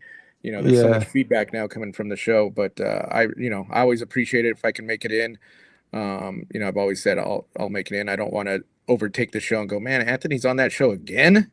Dude, I tell you, stop worrying about that. We don't care what other people think. We're going to do us, and the people that mess with us, mess with us, and the people that don't, they have plenty of other channels to go through. So it's all good. And just so you know, you got a year to plan to go back to Comic-Con, because Sideshow will be going again in San Diego. There it is, folks. See that going back. Yeah, he said you heard.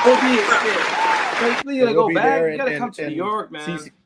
I was just thinking that we keep asking, like, are you coming to New York? Agree. I know that's all I keep hearing since we got back. So New York's next. I was like, hey man, maybe soon. You see all things Eric right there. You see Brian. You see I don't know about CeeCee.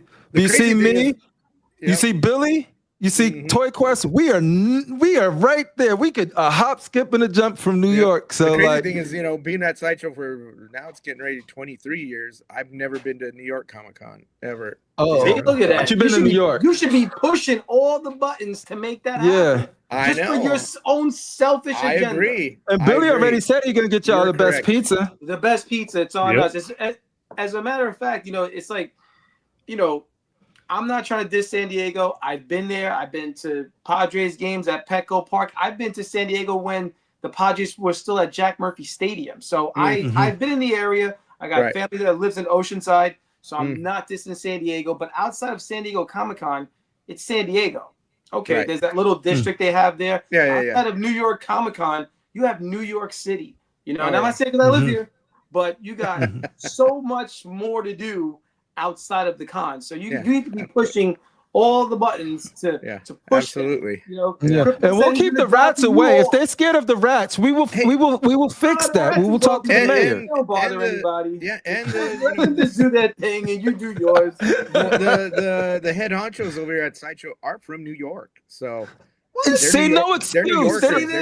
They're not Californian. They're from New York. So tell them to have some city pride. Have some city pride. Stay proud. So okay, Billy, I'll do you a solid. I'll grace you with my presence if you can score me a ticket for New York Comic Con. But you said you can only come Saturday. I think they're sold out. You can talk to the man down here. He has tickets for everything. You know people. Scalper down here at the bottom. Wait, who need a ticket for New York? About? Just you got one right down there. I can't. I can probably get you one. Who needs it? And just I know, just real quick, I know CeeCee had asked earlier if we were going to be at Celebration. Floor is yours, Mess. We're going to be at Celebration. So you guys are going to be at Celebration. Yeah. See, the cool thing too is like, no, Mestas is probably like, now it was less. I remember your very first appearance on friend of the show, Adam, with Collector's Table. And to go from like, who's that guy? To like, now you're walking around and then like, everyone knows Mestas over at the floor. He's got to get his own YouTube channel before it's over. I don't know about that. Man, monsters. But I'll end on this because like there's a lot of people focus a lot on the negativity, and it's nothing wrong with being constructive and giving your opinions, and nobody's saying that. Like, say what you want about a statue, all of that stuff. But the fact that you can have a panel with all of these people with no egos and just talk about statues, from Miguel to Jem to Chris to CeeCee to Astro to Eric, and the whole c.o.c. with Sideshow, that's actually what it's all about, dude. It's just statues bringing all of us together for the people that really fuck with it for the right reasons. And so I appreciate all you guys for spending that time with here on the c.o.c. tonight. So give yourselves a round of applause because I really do appreciate you guys. All right. And on that note, if y'all want to get any of these, oh shoot, I feel bad because we're having a conversation and my chat was on starred, so I didn't see at the end of that I wasn't seeing anybody. So me and Rambo, stay tuned because at 11:30 we're gonna be doing a Prime 1 unboxing for Final Fantasy Cloud Strife. Is that one of those ones that you got coming? Yeah, so I'm excited for this. I'm excited for this. So yeah, Rambo will be joining us. 30 minutes from now, whatever. No, like we got some time. 11:30. If he got his already, does that mean that yours are on the way? Let's just say a possibility. Nice. a possibility. But yeah, shout out to Rambo. We'll be doing that. If you guys want to check us out there, that's gonna be great. And hey, K-Fat, whoever wants an invite to that too, it's open. So like anybody who's a Final Fantasy fan, feel free to drop in, and it'll be open to all. Kamikaze says, thanks, Crippler, and thanks, Anthony, for answering my questions. Hopefully one day the Court of the Dead can return. And Krampus looked really good at SDCC. That's what's up. Yeah. I'm just going through these quick because I feel bad because I had it on the wrong tab. And I was like, why people ain't chatting? I was like, yo. Here we go. SDCC is not the same without Sideshow. That's what's up, yo. And Sideshow, yeah. So the fact that you guys, I hope you guys get the vibe that it was appreciated, and we need another one. Yeah. Wherever you guys can go. Yep. Well, it was, and just real quick, all that positivity, like Miguel was saying, it felt good, this, that, and the other. It was also a big kind of like. It was a nice refresher, what everybody needed. It was a good vibe. So everybody, after the show gets energized, and that energy kind of, helps and pushes us through, through the year to remember to, you just don't get bogged down with like, it's like, all right, you got extra purpose. So yeah, it was good. It was a good time. That's what's up, Mestas. You know how much I appreciate you. So, guys, catch you guys at 11:30 for the unboxing. And for now, if you guys want to get any of these fine statues, you got to ask yourself one question and one question only. What the what? What a money reside? What a money reside? What a money reside? What a money reside?